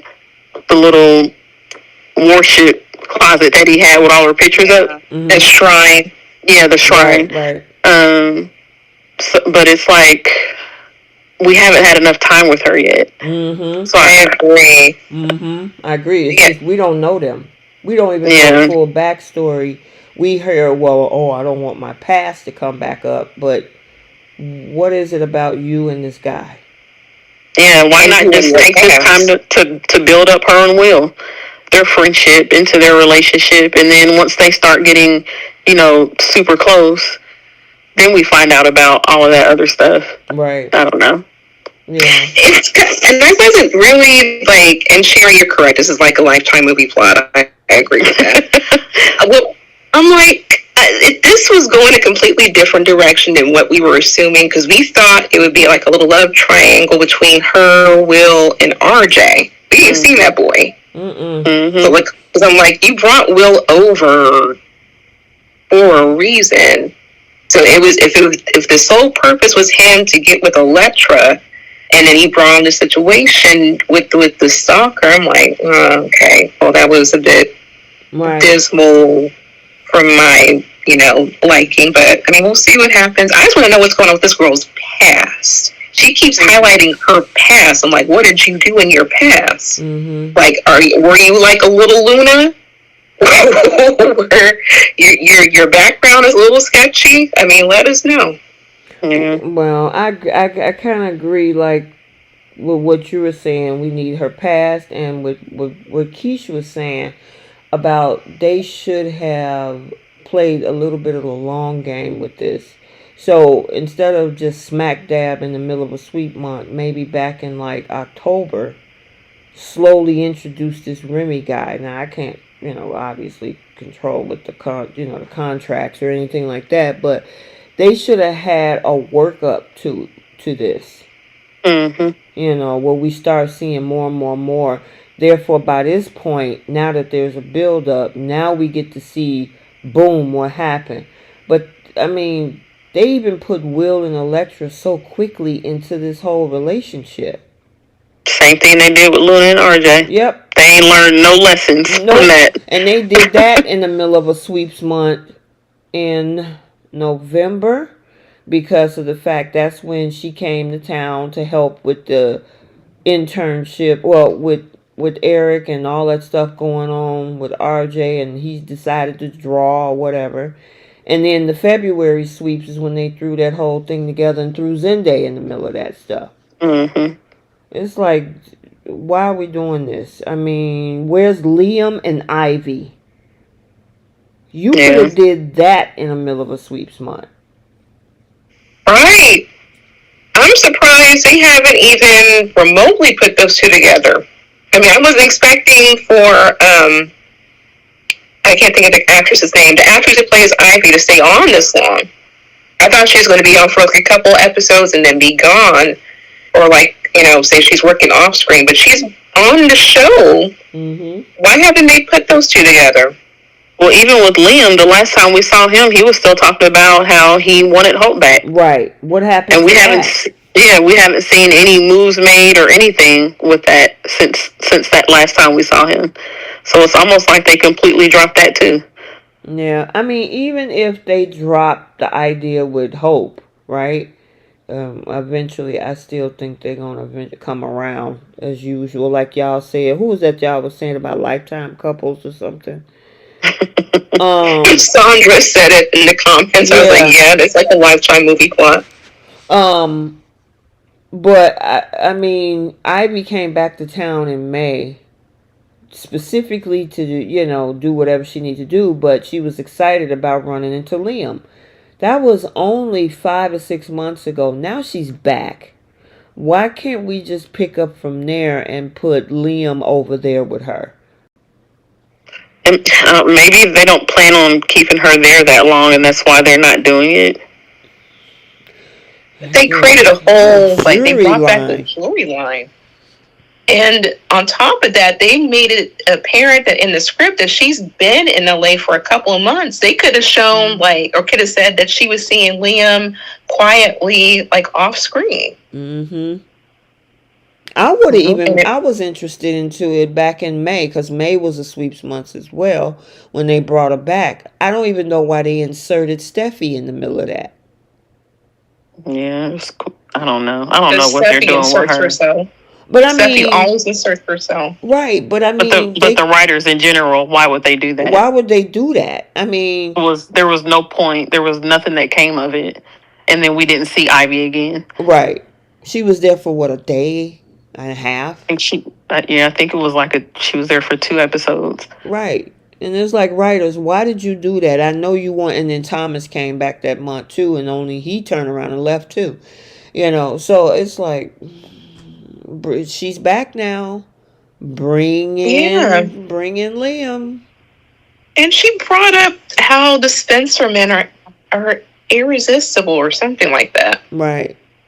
Like, I mean, that could have been like a cue for them to like start mentioning Liam. I don't know. Maybe later down the line they might. But I'm like, the girl said that she's been in LA for a few months and just didn't say anything. Like, they could have said like, oh, well, she was seeing Liam, especially since we haven't seen him with another woman.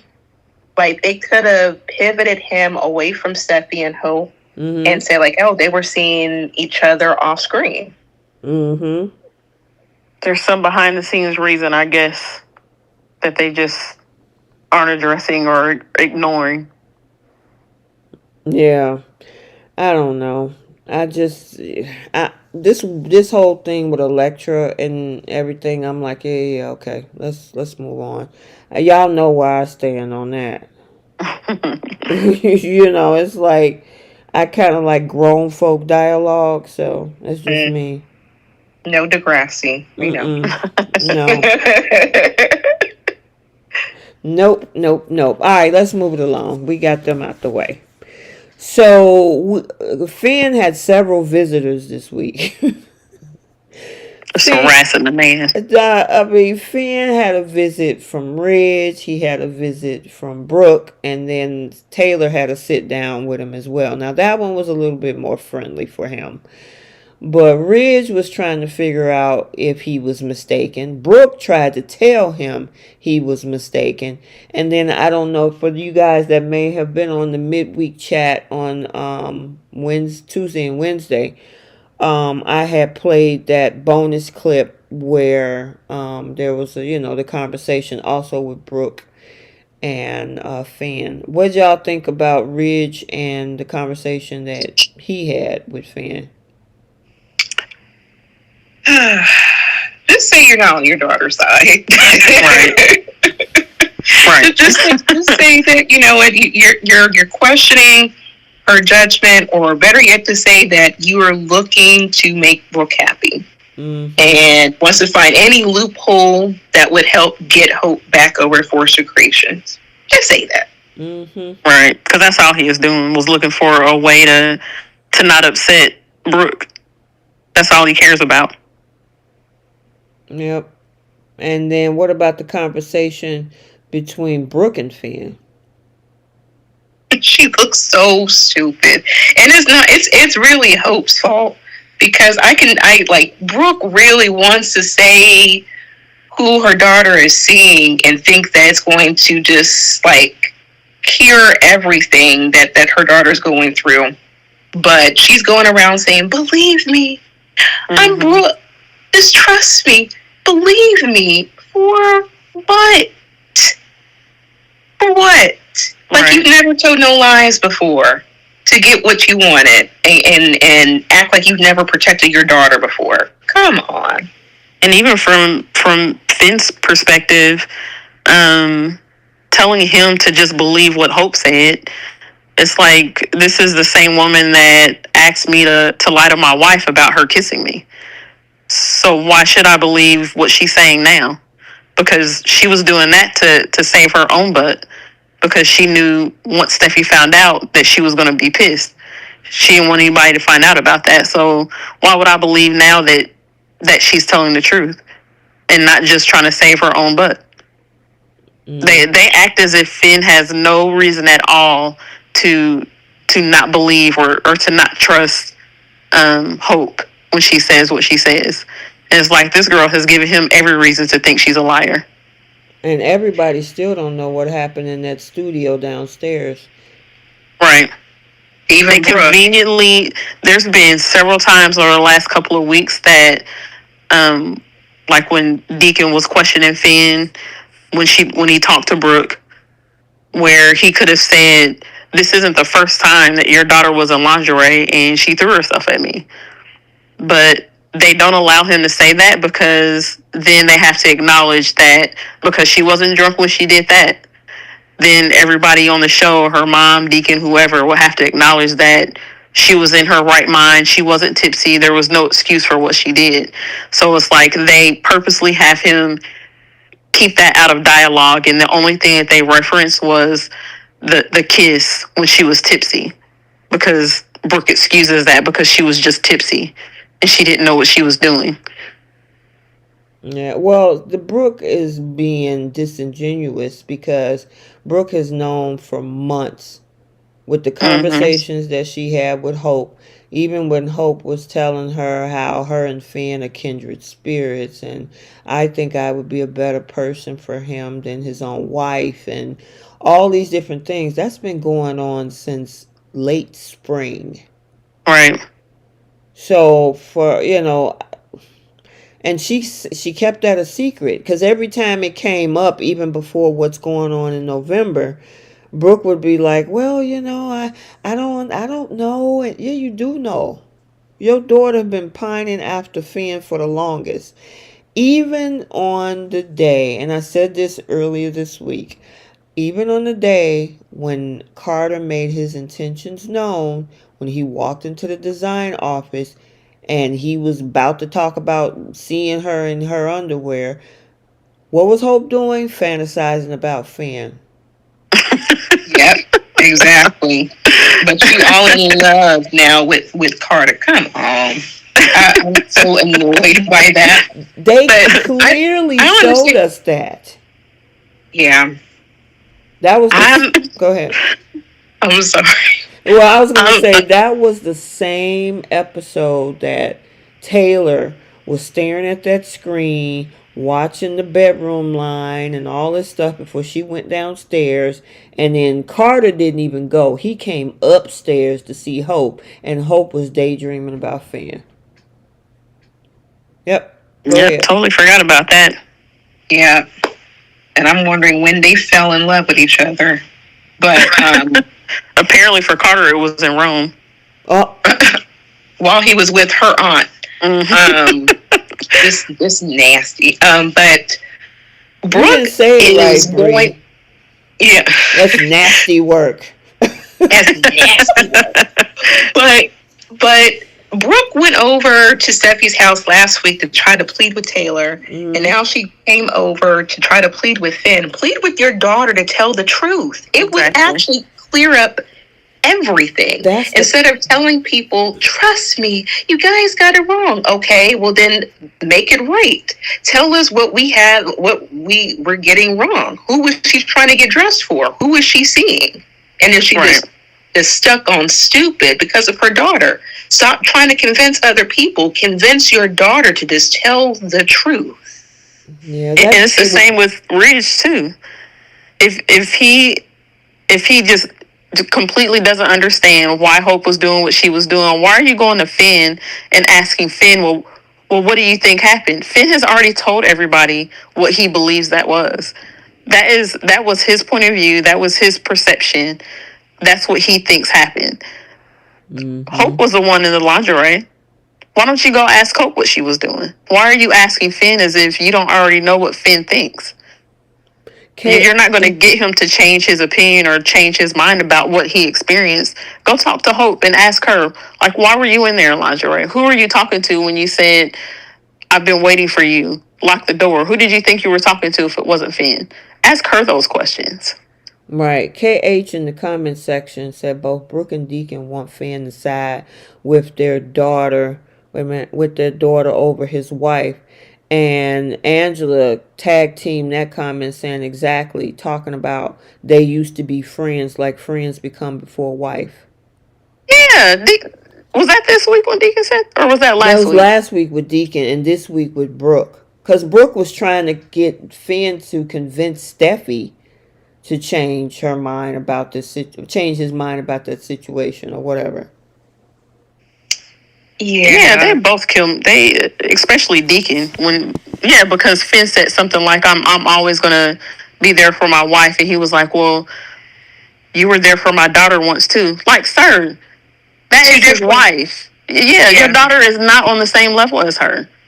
and and Brooke, in her conversation with Hope in the other bonus scene, where Hope is saying that she's not interested in Finn anymore, only as a friend, but she doesn't think he wants to be friends with her anymore. And it's like, why are you still in this moment with all of this chaos and mess going on, still talking about wanting to be this man's friend? Why is that the thing on your mind? Why are you even entertaining that or trying to entertain that idea?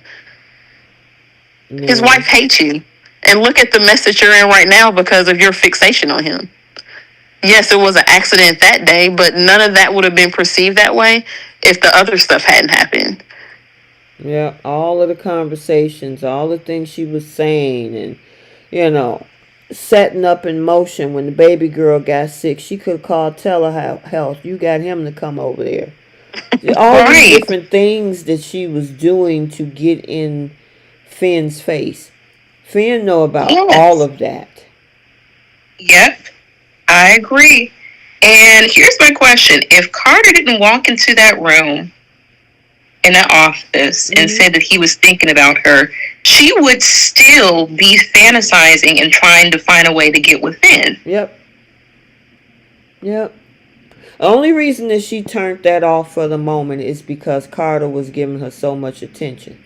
She was like, I'm getting attention from this direction. Oh, well, let me focus on that now. And getting in Steffi's face. That, I'm telling y'all, that's Hope's kink. She loves to watch people get in Steffi's face.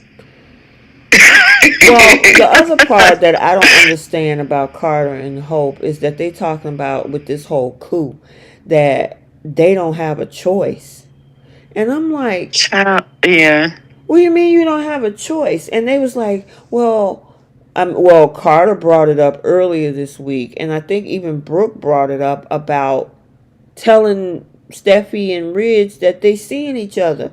And each time Hope is like, but no, because they'll look at Carter in a different way. You think they're going to look at him in a better way by doing this? Exactly. Explain to me how this is a better idea. And then she was like, oh, it's so new. I don't want any judgment. I just want, everything so fresh. I want to try to keep it that way. Girl, you lost your job because the CEO thought you were trying to get with her man. It would actually benefit you to say that, hey, you're dating a COO, and that it would justify your reason for putting on laundry in an office. Mm-hmm. And could also help save your employment, not your line, but at least your employment. Right. You could have started a whole nother fashion line. It actually would have benefited her more to do that. Start fresh. I just think this whole thing is a lot of selfishness going on because they want what they want on somebody else's dime. Yeah, the fact that Carter is just so floored that they will not accept his idea. It's an idea. They do not have to accept every idea that you give them. And he is just like angry about this to the point where he feels like he should take over the company because they won't listen to him about this idea that he had. Yeah, this luxury brand idea for the company. Yeah, like this is their company. It is a private company. They are the owners. If they don't want to do that, then they don't have to. And they don't owe you an explanation as to why they don't want to. Even though they gave him one. They all gave him one. And for whatever reason, Carter don't want to listen. Well, he thinks he's not an employee. And I'm like, wait. You are an employee. That's why him and Lily belong together. Yep. Perfect together. Same delusion, same stupidity, same everything. I'm like, he says, stop treating him like an employee. And I'm like, dude, you have 0 shares in that company. And Hope too. But that's her mama's fault, because her mama and Eric, because they said it a couple of times this week. She's Brooke Logan's daughter. She belongs here. Okay, she also needs to earn her place. Let me see. Kristen Forrester is Eric Forrester's daughter. She belonged there. Rick, I mean, we could go on and on. Why not everybody else then? Right. But and I just don't understand because they still keep bringing up how the line was cut. And I want them to explain where is the limit. Tell me where the limit is on how long we should have let this line go on, being in the negative, getting its costs covered and expenses covered by other lines, the profits of other lines. How long are we supposed to let that happen?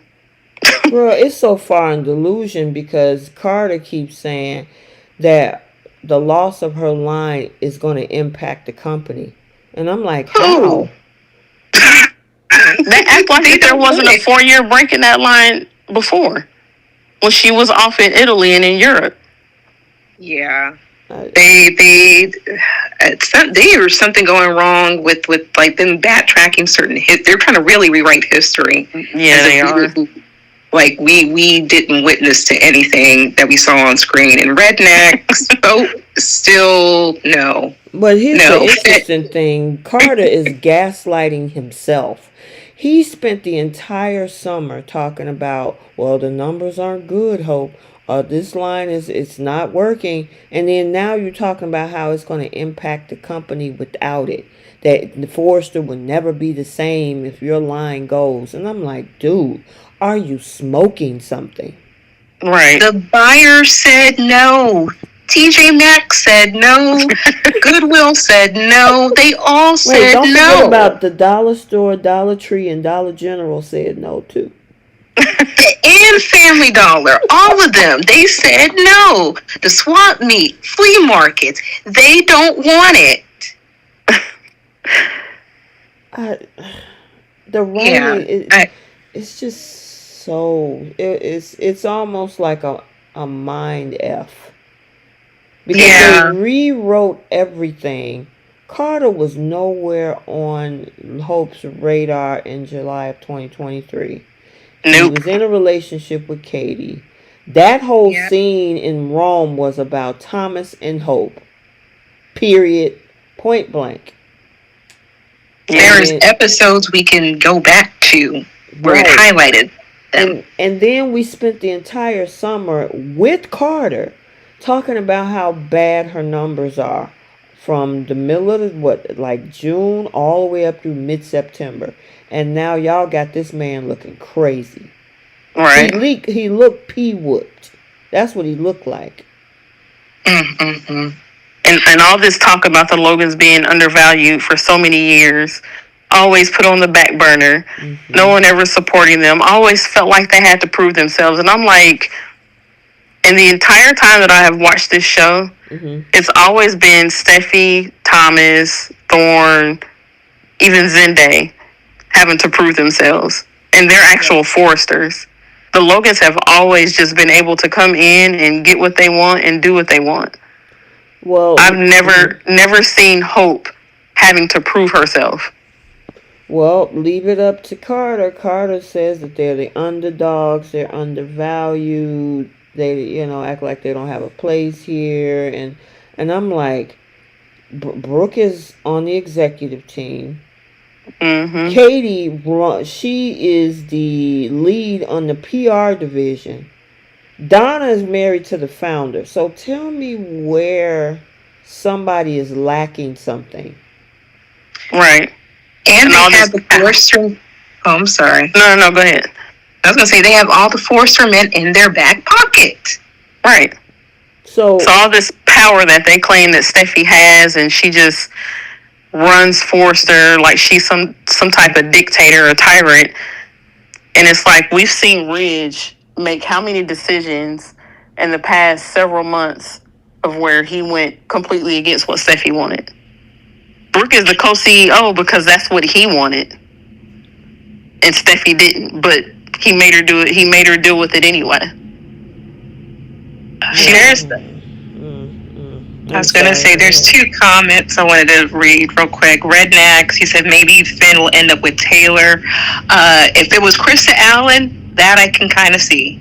And then J Money T, that's the power of the Logan Nookie. It's very persuasive and completely changed Carter's mind. He hit it once. He hadn't even hit it yet when he decided to do all this caping for her. Yeah, exactly. Mm-hmm. Like, either which way, this man hit it one time and he's choosing to be stupid. Because he didn't have several women on this show. That's the running joke with Carter. He's able to run through all these women, but not have a woman that he can marry. But hey, Bree, she's not that special. Bree, do you think Chance is the equivalent of Carter?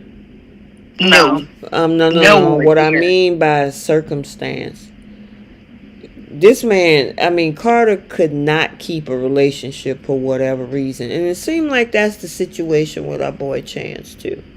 No, because Chance knows how to get a wife. Does he keep her? No. Carter's never been married. Well, he almost got there. Unfortunately, the girls. Who was that?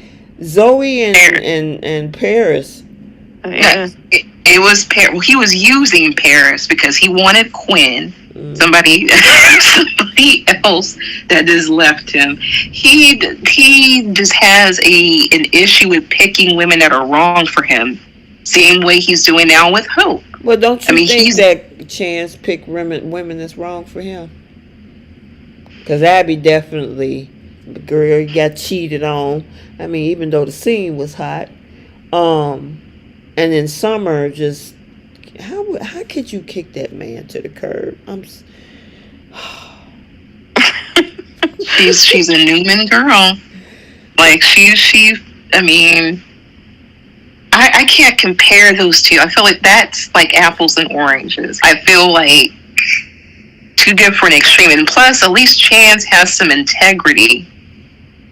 He's at least trying. I mean, even though Chance ain't no simp. Yeah, even though he risked his badge for the Newmans, but still, he has some integrity. He's able to shut things down and have some common sense. I don't know what's going on with Carter right here. I just don't like the way that he's being written. I mean, it just makes no sense. I mean, it's like at the end of season 37, he was this Carter. And when they started season 38, they just turned him into something totally different. Yeah, this is a complete departure. Because I used to be like head over. That was my man. That Carter was like, I loved Carter over here. Now I'm like, y'all can throw him back in the water. I'm good. I want the men on the gates anyway. But this just doesn't make any sense for this person's character. Like, what is the direction you're trying to go in? It's like the same thing they said about Lily at the beginning of the year, saying it's going to be a complete change from how we know Lily. At least now we know that she was just going to be stupid. So is that the change? So is this the same change for Carter? He's just going to be stupid? Girl, oh no. That the whole dialogue just don't make sense to me. Yeah, this should have been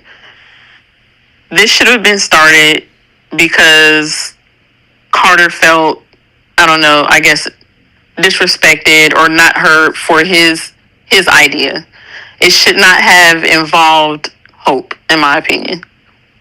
She could have jumped on after she got fired or something like that, but the fact that they're making this, which I think is why they accelerated the whole he's in love with Hope thing, the fact that they're making this about him doing this for Hope because he's so upset and distraught about her being fired, just kills this storyline for me. Yeah, it just don't make there's no continuity.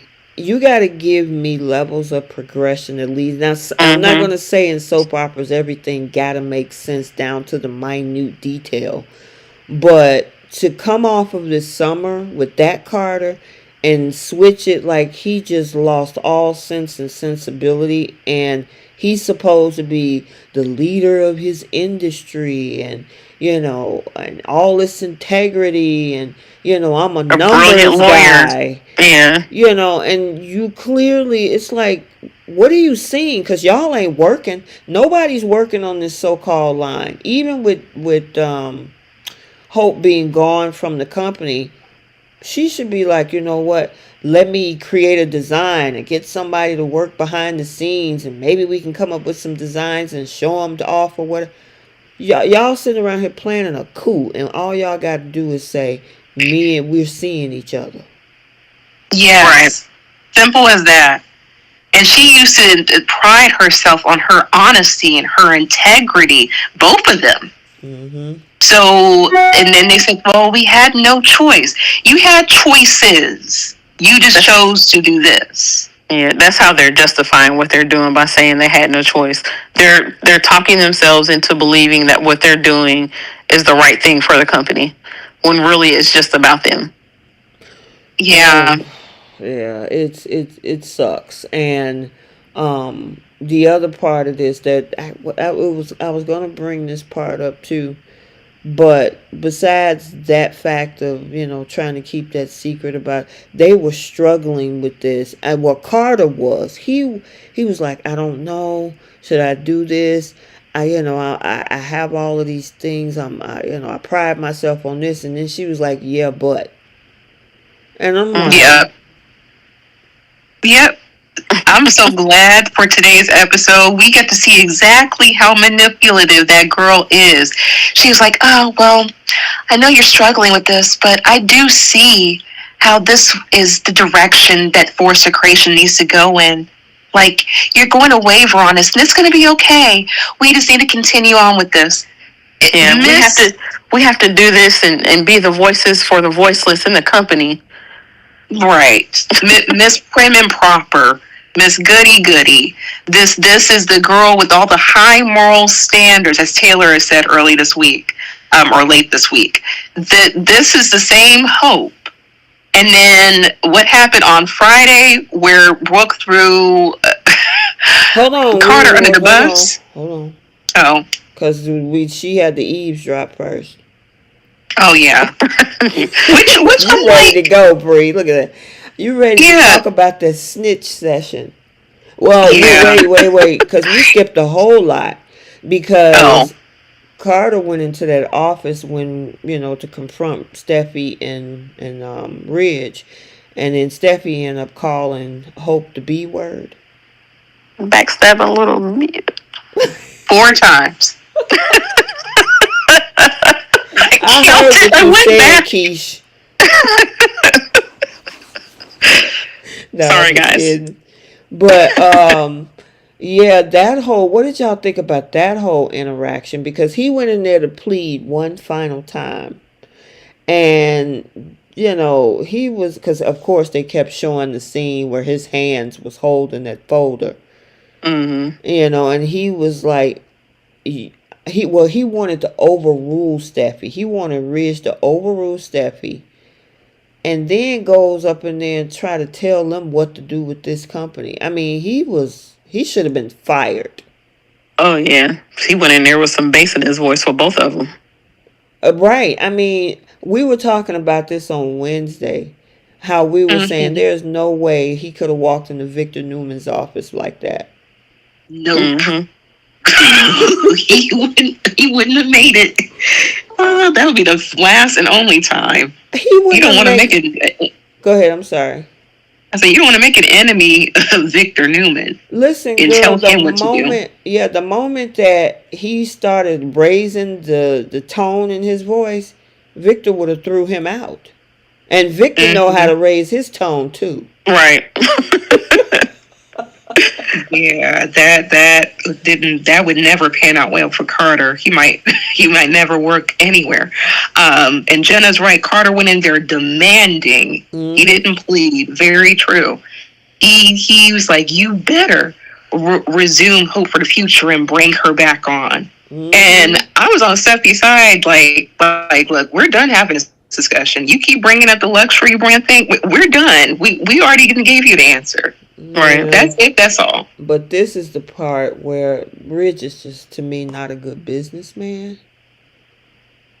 And Yeah. you see a signature under where it says the managing the LLC Carter Walton, and you're gonna be like, and you're gonna let that man just tell you. He even tried to take it back. Carter was like, "Well, you want me to go another copy? I'll go get it." So, and he was like, "Oh, no, no, no, no, I trust you. I trust you." Really? But here's the thing that makes sense. So what he said today, because he was like, you know, Carter's the tax guy. He understands that stuff better than I do. So if he said it's okay, then I believe him. And that's, to me, that's an understandable explanation, because who knows more than a lawyer does, where they're an expert in that area. And if they're telling you, no, this is all good, the person that they trust, and they've trusted for over a decade, if no, this is good, this is what it's supposed to be. Yep, the contract looks good. I looked it over, good to go. This is why my name is on here. And if he's explaining that to him, and Ridge is like, you know what, you're the expert, you know what you're doing, I trust you, then I don't feel like what he did was being a bad businessman or him being stupid. He just understands that Carter knows about tax laws and contracts and LLCs better than he does. That's Carter's whole purpose. He knows that stuff, and they don't know it like he does. Well, all I can say is that Victor don't even trust Michael. So, I mean, Victor is Victor like, a whole don't trust different. nobody. He like, listen, you gonna give me something, I'm reading it. If I Yeah. But know you Victor would for have to 30 know it years. though.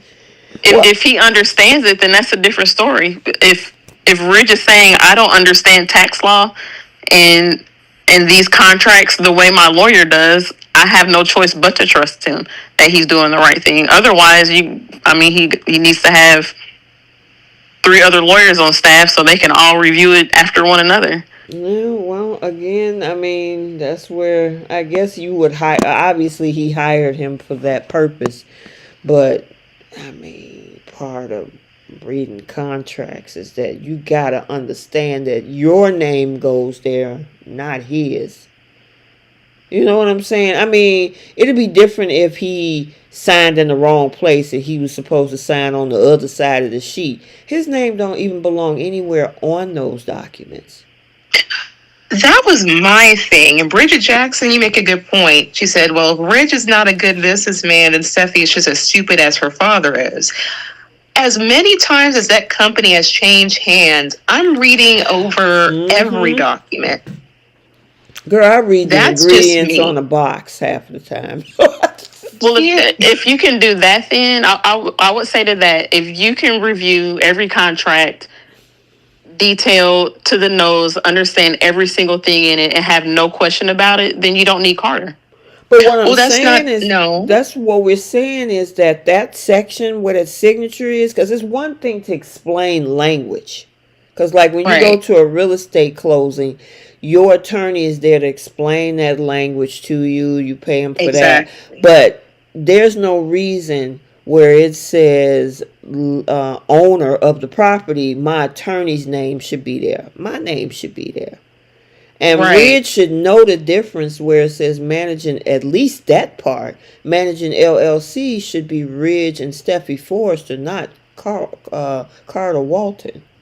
Right. And Steffi was just signing away, signing papers. Right. And then you got Ridge. He asked the question, but then Taylor walked in because she ain't got nothing better else to do. Right. And then Ridge just changed his mind and just went ahead and started signing the papers.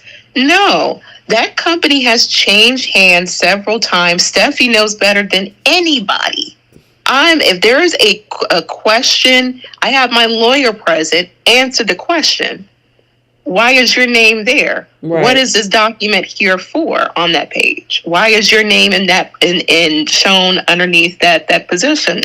Like, that is Carter's job as a lawyer. So whether I understand the language or not, he understands the language. Explain it to me before I sign my name on those papers. Yeah, and the fact of the matter is his name wasn't supposed to be anywhere on those documents at all. Yep. That's a Forrester CEO level type thing. He was supposed to maybe explain it, but his name, his signature should not be there, period. That was a red flag. And Yeah, Ridge just blew past exactly. it. Exactly, Redbacks. I never sign anything without reading it first. These two are not going to prove that they were being played. That's true.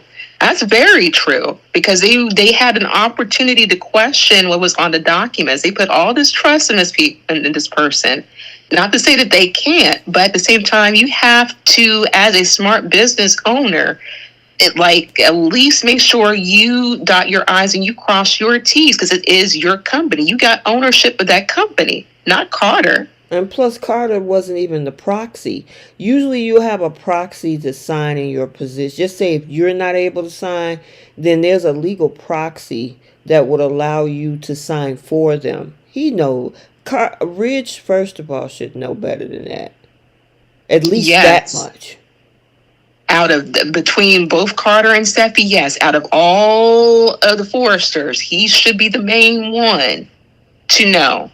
Yeah, And there's really just no excuse. Just for me, in my opinion, it's there's negligent. like, yeah, Reed, if he should have stuck with that question. I don't care if Taylor came in like a light fixture, just forever has to be there wherever Ridge is. Answer this question for me, Carter. Why is your name there? These are important, apparently important documents, especially since they keep talking about them paying taxes and stuff overseas. Okay, if my name is going on some contracts, explain this to me. Why is your name there? But in Steffi, she just blushed. And she even tried to force her dad. Dad, I already signed it. What's going on? I'm like, girl. Mm-hmm. Exactly. Just Mm-mm. Mm-mm. That's why, ooh, girl, when you buying cars and buying houses and all them papers, you gotta read the fine print. yes, exactly. As And owners of that company, yes. And this oh is my LLC God. paperwork. I was excited because when at first that was what's today? That was Thursday's episode or Wednesday's episode. And I was like, oh my God, Rich caught it. And then the fool next day was like, oh, don't worry about it. I trust you. I'm like, oh no.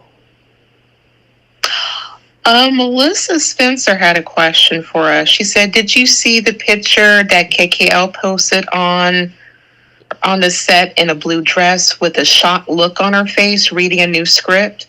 Haven't they shot the shows for December? I would have assumed so. Well, let's see. Where are we?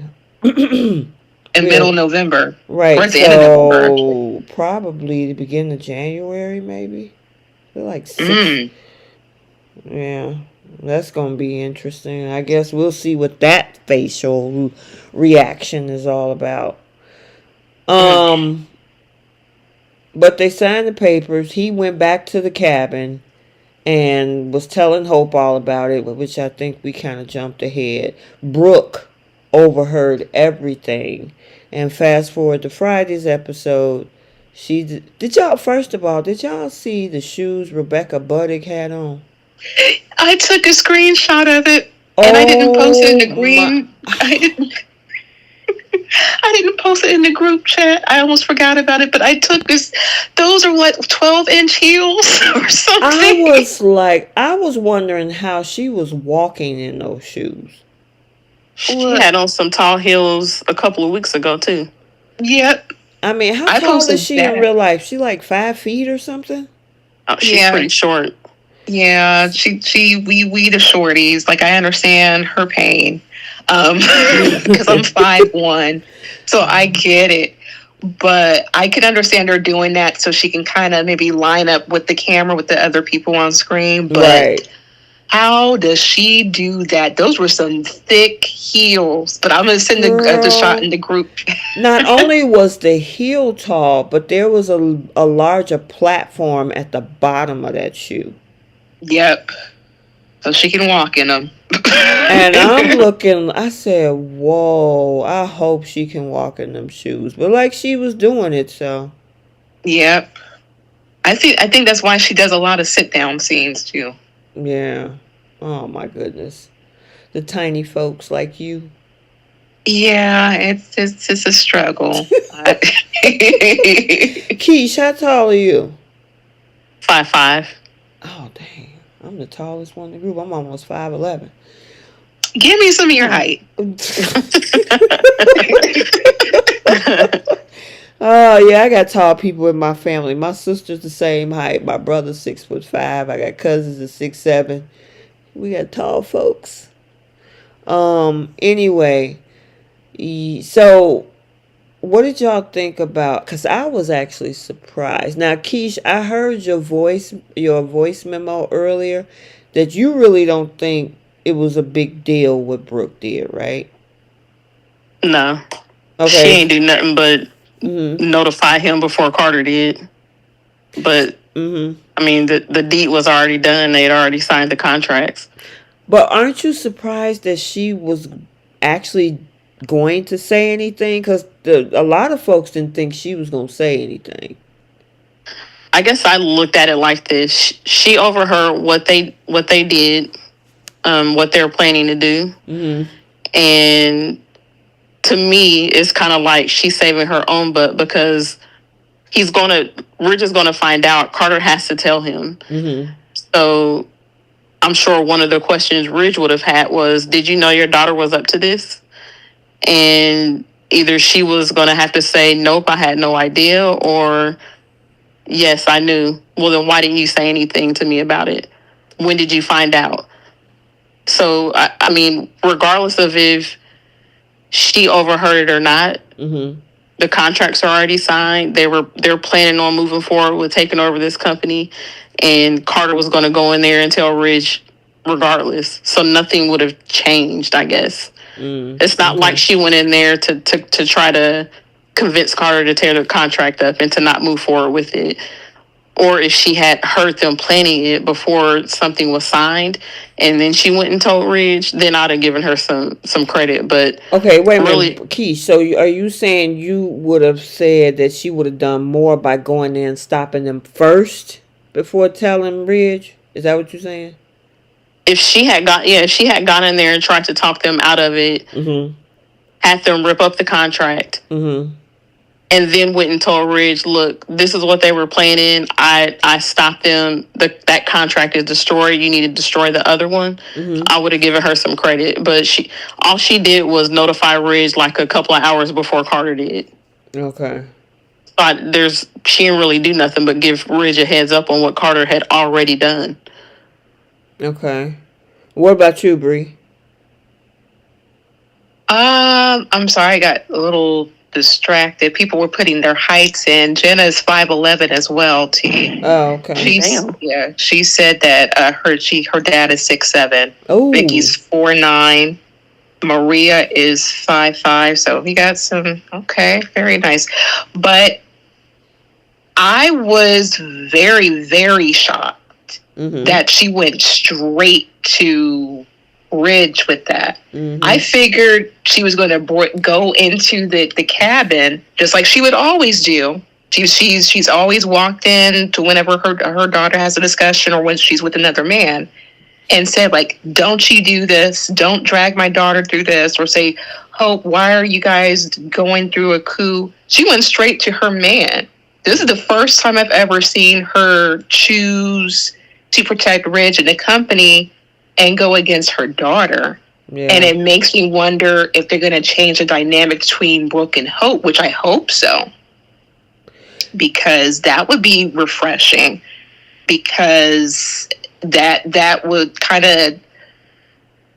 of steer Hope in a different direction to where she can think independently for herself instead of going to her mother to help make most of her life decisions. Yeah. Or use her mom as like a dear diary.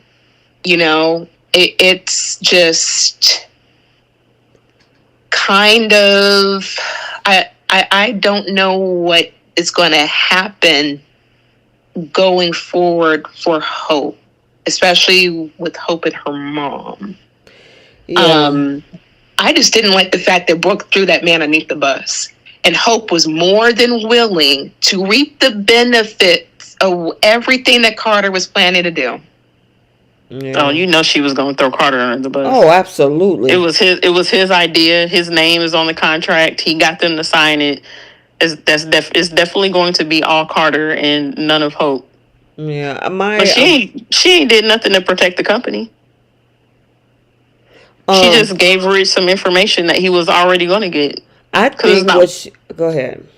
No, go ahead. You're fine. I think what Brooke should have done is let them finish having the conversation. Somehow grab hold to those papers, and then tell Ridge about it. And therefore he can do what he wants to do. I'm hoping Ridge, before he had that conversation that we saw in that promo next week, that he actually gets somebody involved, or maybe he'll get a duplicate copy, sign them, file them before Carter does his version. Mm-hmm. You know, something that could happen. But I agree with you, Bree. I was surprised that she made a beeline. She didn't even go back in. She didn't say, "Hey guys, what are you doing? How could you?" She was like, "Shoot, screw that. I'm gonna go tell Ridge." And she told them, we actually got that in the cliffhanger. I thought we were going to actually have to wait for that conversation. Right. She chose her destiny. I'm like, okay, Brooke. She probably got tired of trying to defend her daughter. She's like, look, I can't do this anymore. She was perfectly fine with coming out with the truth about Hope and Carter being together. And then Richard's reaction was like, oh, okay. So I'm like, why couldn't they just tell the truth? Like, he was okay with it. Now that I think about it, you know, Keish, you was saying how she didn't do much. She probably should have dropped that secret about them seeing each other a long time ago. Yeah. If you go against your daughter now, why now? You could have dropped that secret a few weeks ago. None of this would be an issue. Yeah, when Ridge went over to the house and was trying to explain what Steffy did, and he kept on asking her, like, or trying to, get more information. She could have shared that right then and there and said, like, oh, we keep this to ourselves or something like that. But you choose this opportunity now and then tell him about the LLC paperwork. And quietly say, like, oh, I'm not sure if I could say this because, my daughter's involved. But Carter, he staged a coup. And then in the previews, he's like, so both your daughter and Carter were trying to take over the company. So Ridge is going to hold Hope accountable. So I don't know why she thought telling Ridge was going to benefit Hope any. Yeah, but I believe it when I see it. Yeah, the other part that I wanted to mention is, like, what you guys were saying, she made him the fall guy. Because when Ridge said, but I trust Carter, well, maybe you shouldn't. And I need to tell you this. And, yeah, my daughter is caught up in this. No, she was an active participant. She wasn't just caught in the middle.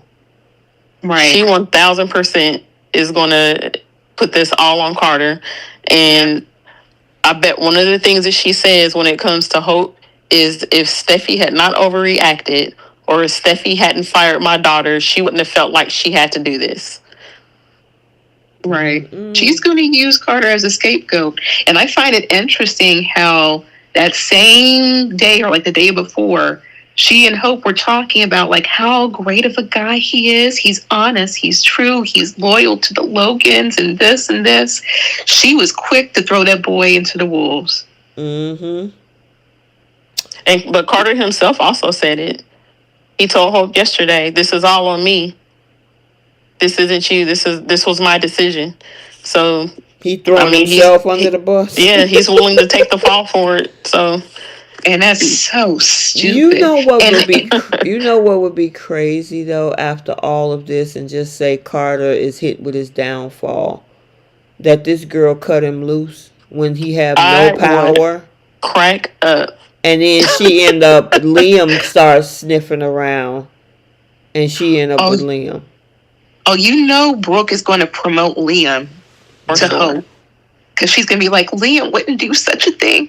Liam, yeah, he's made some mistakes in his love life, but he wouldn't stoop this low to hurt the family company. Like, she's about to paint Carter out to be like Thomas almost. I almost hope she does too.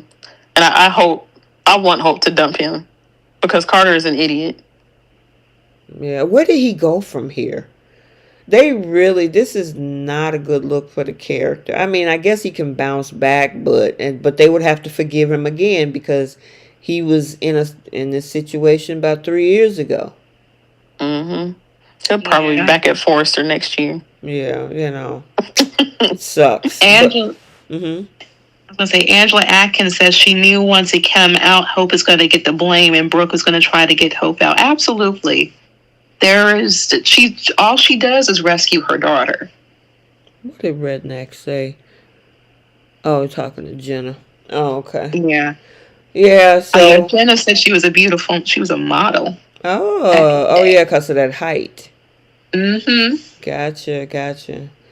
Yeah, so it's going to be interesting to see next week. Somebody in the comment section said that Ridge is going to get Justin to help him.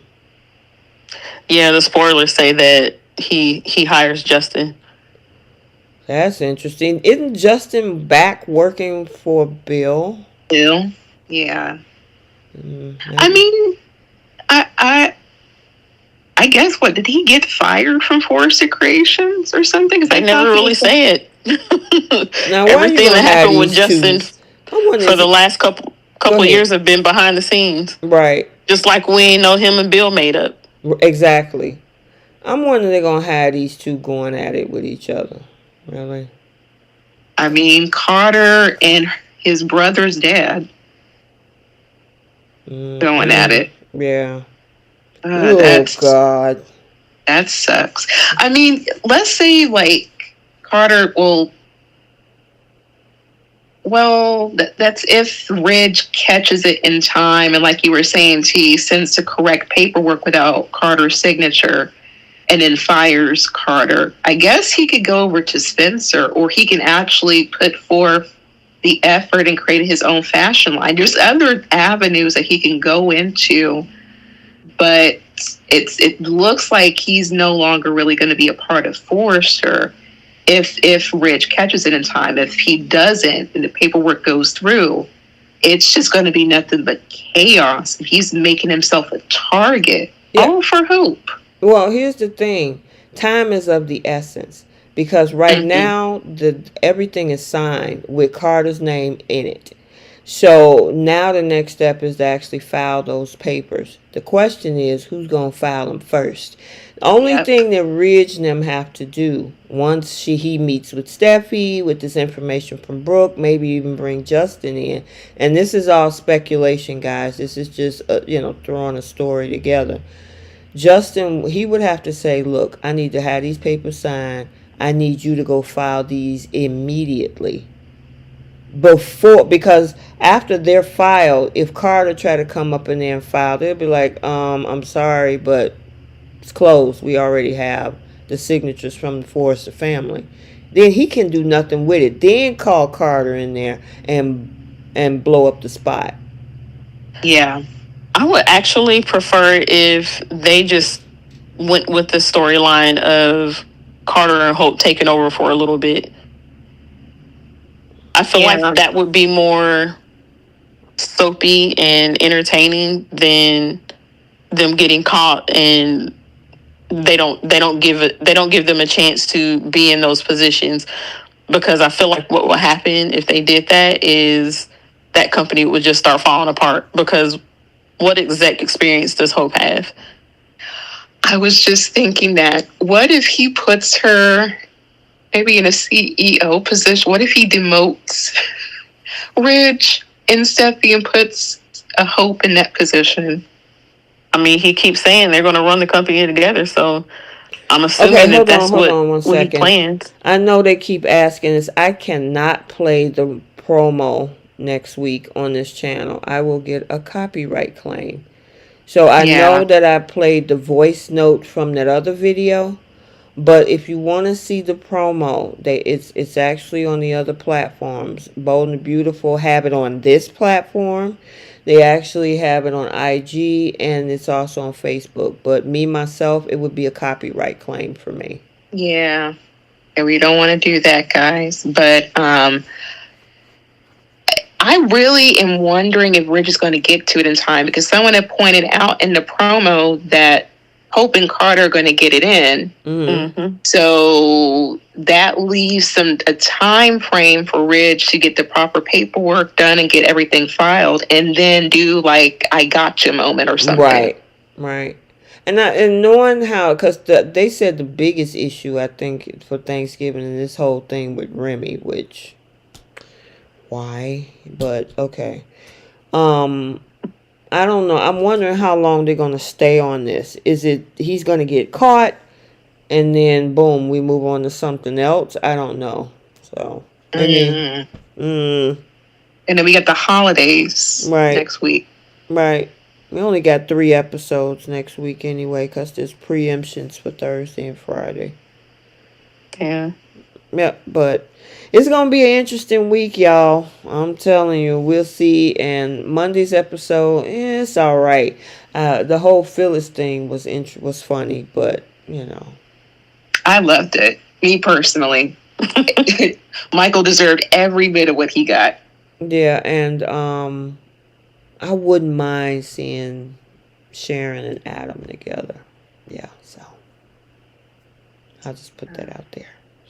All right, we got to do our segments and then we're out of here. I'll give y'all Friday night back. All right, so for those who don't know the Flip the Script segment, if there's a particular scene or storyline you wish you could change, this is where we flip the script. So what y'all got for Y and R?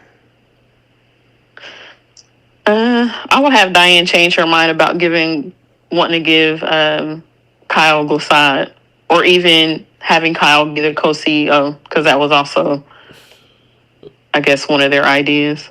Oh, okay. All right, what you got, Bree? That scene in the coffee house with Chance and Summer, where she's giving him lip. I wanted him to kind of vent out a little bit as to how he's been treated with the Newman family, and he can never seem to win. Ooh. And he be the one to say that maybe we should take some time apart. Now I like that. That's a good one. That's a good one. Yeah, because they always railing on this man. Abby did it, now it's Summer's turn, and he should be like, you know what, I'm sick and tired of y'all. Mm-hmm. Man, y'all family is always in some type of trouble, and I gotta figure the whole thing out, and then y'all get mad at me. All right. Yeah, I like that one. That would have been good, Bree. I would have flipped the script to have us know before the end of this week what happened with that company that Victor gave to Diane. Yes. I wanted to know, because when that happened on Tuesday or Wednesday, I'm like, okay, we gotta know. Hopefully by the end of the week. We didn't get it, so I kind of wish that we would have got, find out what happened with that company.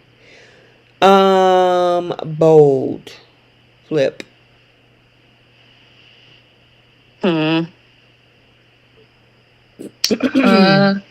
I had 2, because we didn't talk about Katie and the Steffy interaction, but I wish Katie had brought up Steffi's actions when it came to when she was a CEO of Forrester and her trying to get with Bill. And I would love for Taylor to have something better else to do. Yeah, because a lot of people was tripping about that, and I don't blame them. I'm like, girl, why are you here? Because her daughter is a co-CEO. And she can be there if she wants to.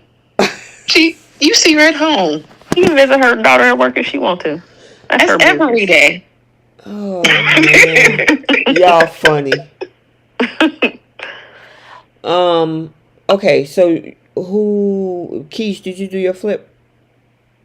No, but I'm gonna piggyback off of Breeze with Katie. I also would have actually I would have liked for Steffi to have brought that up because what Katie did would have only backed up Steffi's choice to fire Hope. Because Katie essentially did what Steffi did. So her now saying that she thinks she's wrong for doing it, it's like you did that to me, but obviously you forgot that. Right. My flip would have been Finn throwing everybody out.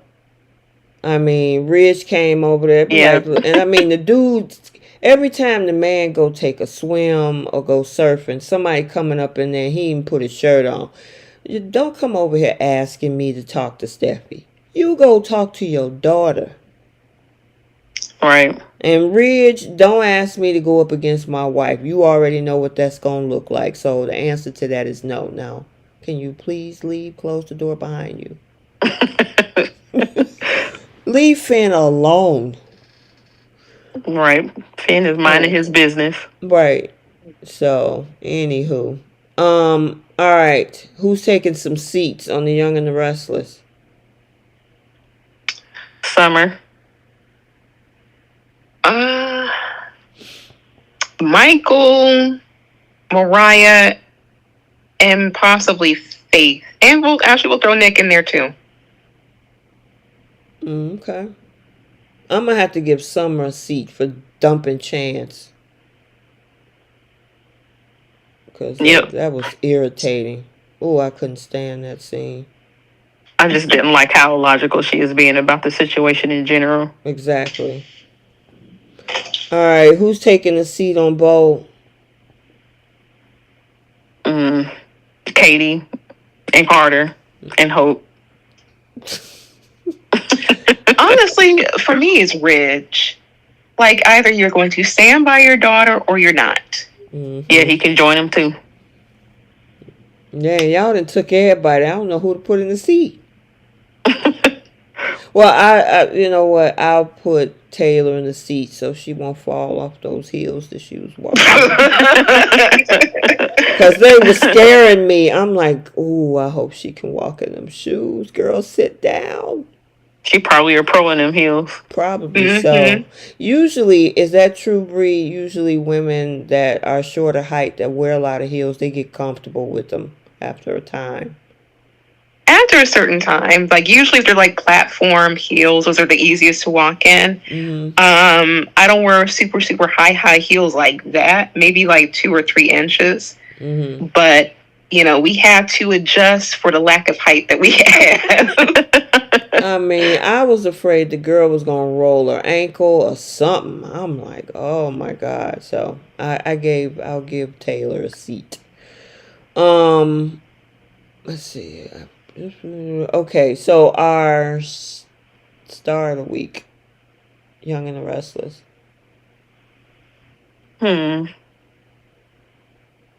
Michael Grossaday, and I'm having a hard time between Michael and Michelle Stafford. Actually, yeah, Michelle Stafford. I'm gonna give it to Michelle. Actually, okay. Friday's episode was just A1, like fantastic. She wants her Emmy too. Another one. What about I actually picked. Go ahead, Bree. Oh, sorry. No, go ahead, Keish. I was gonna say I'd actually pick Michael, even though I didn't necessarily agree with him coming in Sharon's house yelling at her and lunging at her that way. He still put on a good performance, not just in that scene, but even in the scene in the hospital when he was fussing at Nick. Yeah. I'm gonna give it to Ray Wise and Colleen Zink. Yes. The two of them, the threats, and obviously Jordan lost that battle, but yeah, those two are. I kind of wonder if they were ever in a relationship. I'm wondering if they would even, because she was like, I gave you motivation, and he was like, you sure did, and I'm like, what motivation are we talking about? Yeah, I would be okay with they used to be married or they used to be together, but I'm thinking that I think he's groomed this woman to some degree, but only time will tell. Yeah. All right, star on the bold. I'm gonna give it to Steph. I mean, she said it with her chest using that B word. Yeah, she did. I'm gonna give it to Tanner Novlin. Mm-hmm. He's had some really great scenes, and even in the bonus clips, he's really had some great scenes there. So I'm definitely want to give him a shout out for that. Oh, right quick. That dress that Jacqueline had on, I need to find that.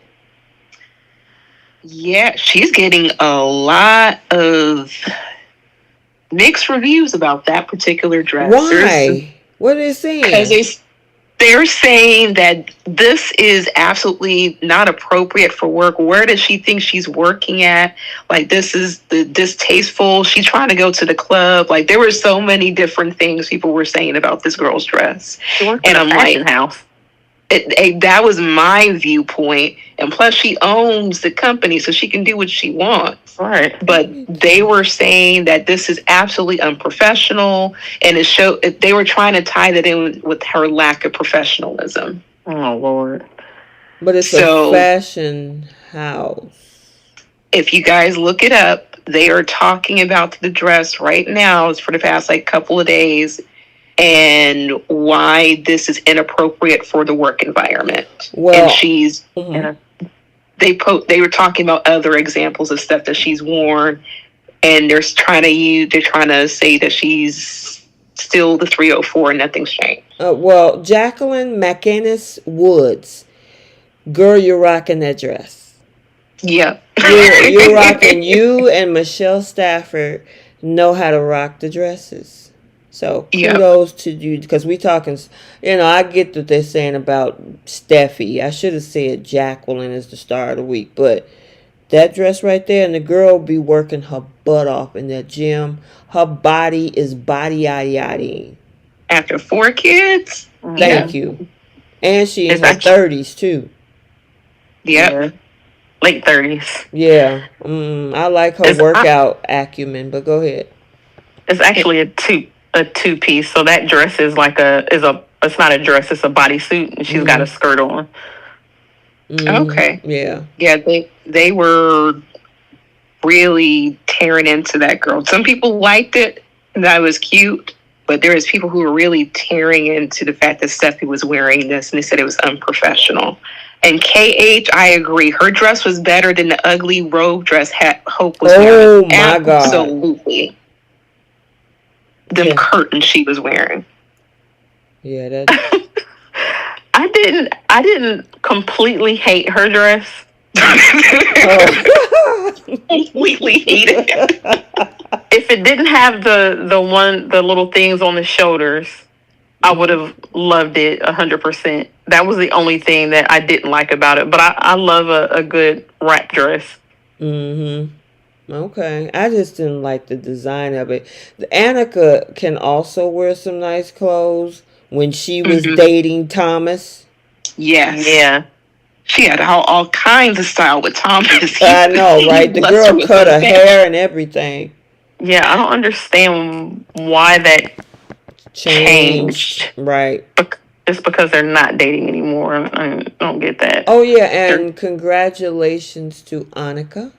She's an engaged woman with her. And I got to give it to her fiance. And I'm trying to think of his name because he has like three names.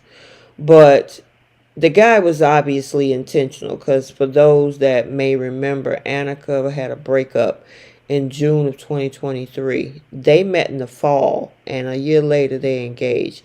They were on a mission. Yeah. They were intentional. And I know she wants children too. Mm-hmm. Yep. So, and what is she, 36? She's 30. I think she'll be 38 in December. January, December. Oh, December. Yeah. Yeah. Yeah. Yeah, because she's a Christmas baby. Yeah. So her and Don Diamond and Matt Atkinson are all within a 3 week period because they're all Capricorns. Yeah. Mm-hmm. But yeah, I'm happy for her because I know that she's been through some heartbreak, and she finally found a nice guy, and he's an actor too. And so hopefully we'll get some pregnancy news for her. I'm hoping. Yeah, I'll be thrilled for her. Their engagement pictures are really cute too. I know. Anybody know if Matt and his wife? I'm assuming they had that baby. They just haven't released anything. Yeah, and probably being wrapped up with the newborn. Like I can imagine that. Yeah. And maybe they're waiting for a good like rollout before they do that. So more than likely they probably had it. If they did, congratulations, because we're already approaching December. Right. So the girl probably had that baby by now. Right. Yeah. Right. I'm wondering if Annika and her guy are going to do a long engagement, or they're going to try to, get married pretty quickly or whatever. So I'm looking forward to pictures. Yeah, good for her. See, we're happy for the actors, absolutely. Yeah.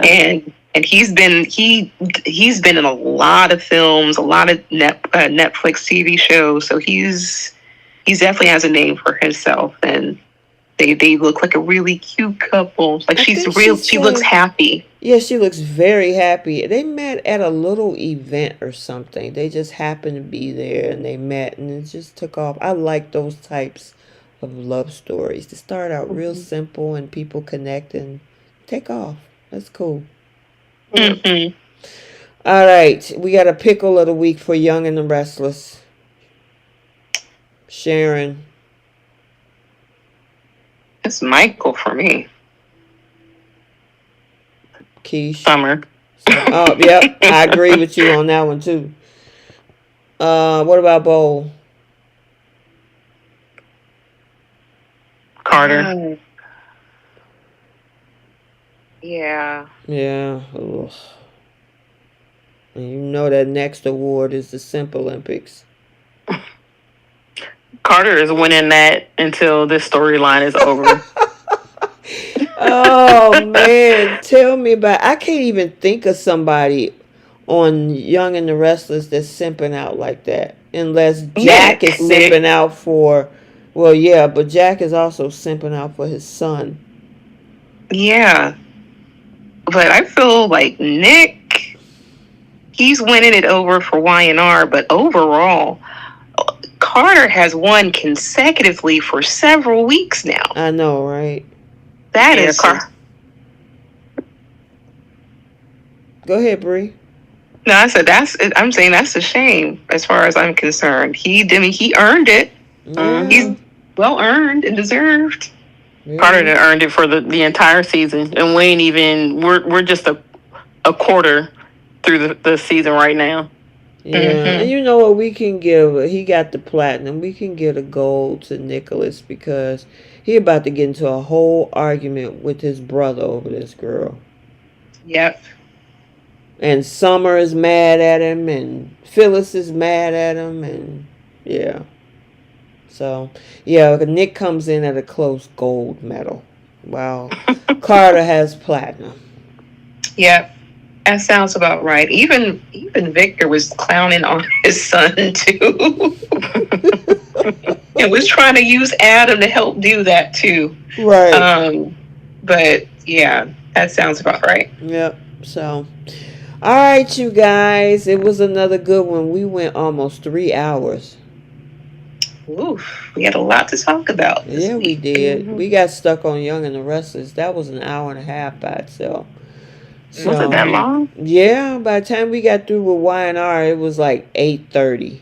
Well, my time, 8:30, 9:30 your time. Yep, so, all right, you guys, stay tuned for the spoiler videos coming out this weekend. We only got 3 days next week. Keish, are you available Wednesday night? I should be. Okay, because we're probably going to do the weekly chat for Monday, Tuesday, and Wednesday like we would normally do with that Wednesday chat. So that, because Thursday and Friday there are no new videos, and a lot of people are going to either be out with family shopping. So we'll just do the weekly chat on Wednesday. Okay. All right, Sounds you good with that, Bree? I'm good with that. Sounds good to me.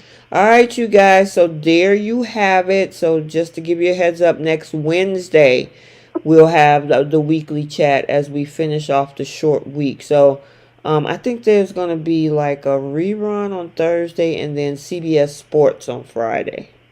So, because people were asking, how many episodes next week? So we only get 3 for each show. Yep. All right, we're going to end it right here. Make sure you like, comment, and subscribe. And make sure you follow us on the other platforms. I'm T. I am Bree. I'm Keish. All right, you guys, and we will see you later. Bye, Soapies. Bye. Have a good weekend, guys.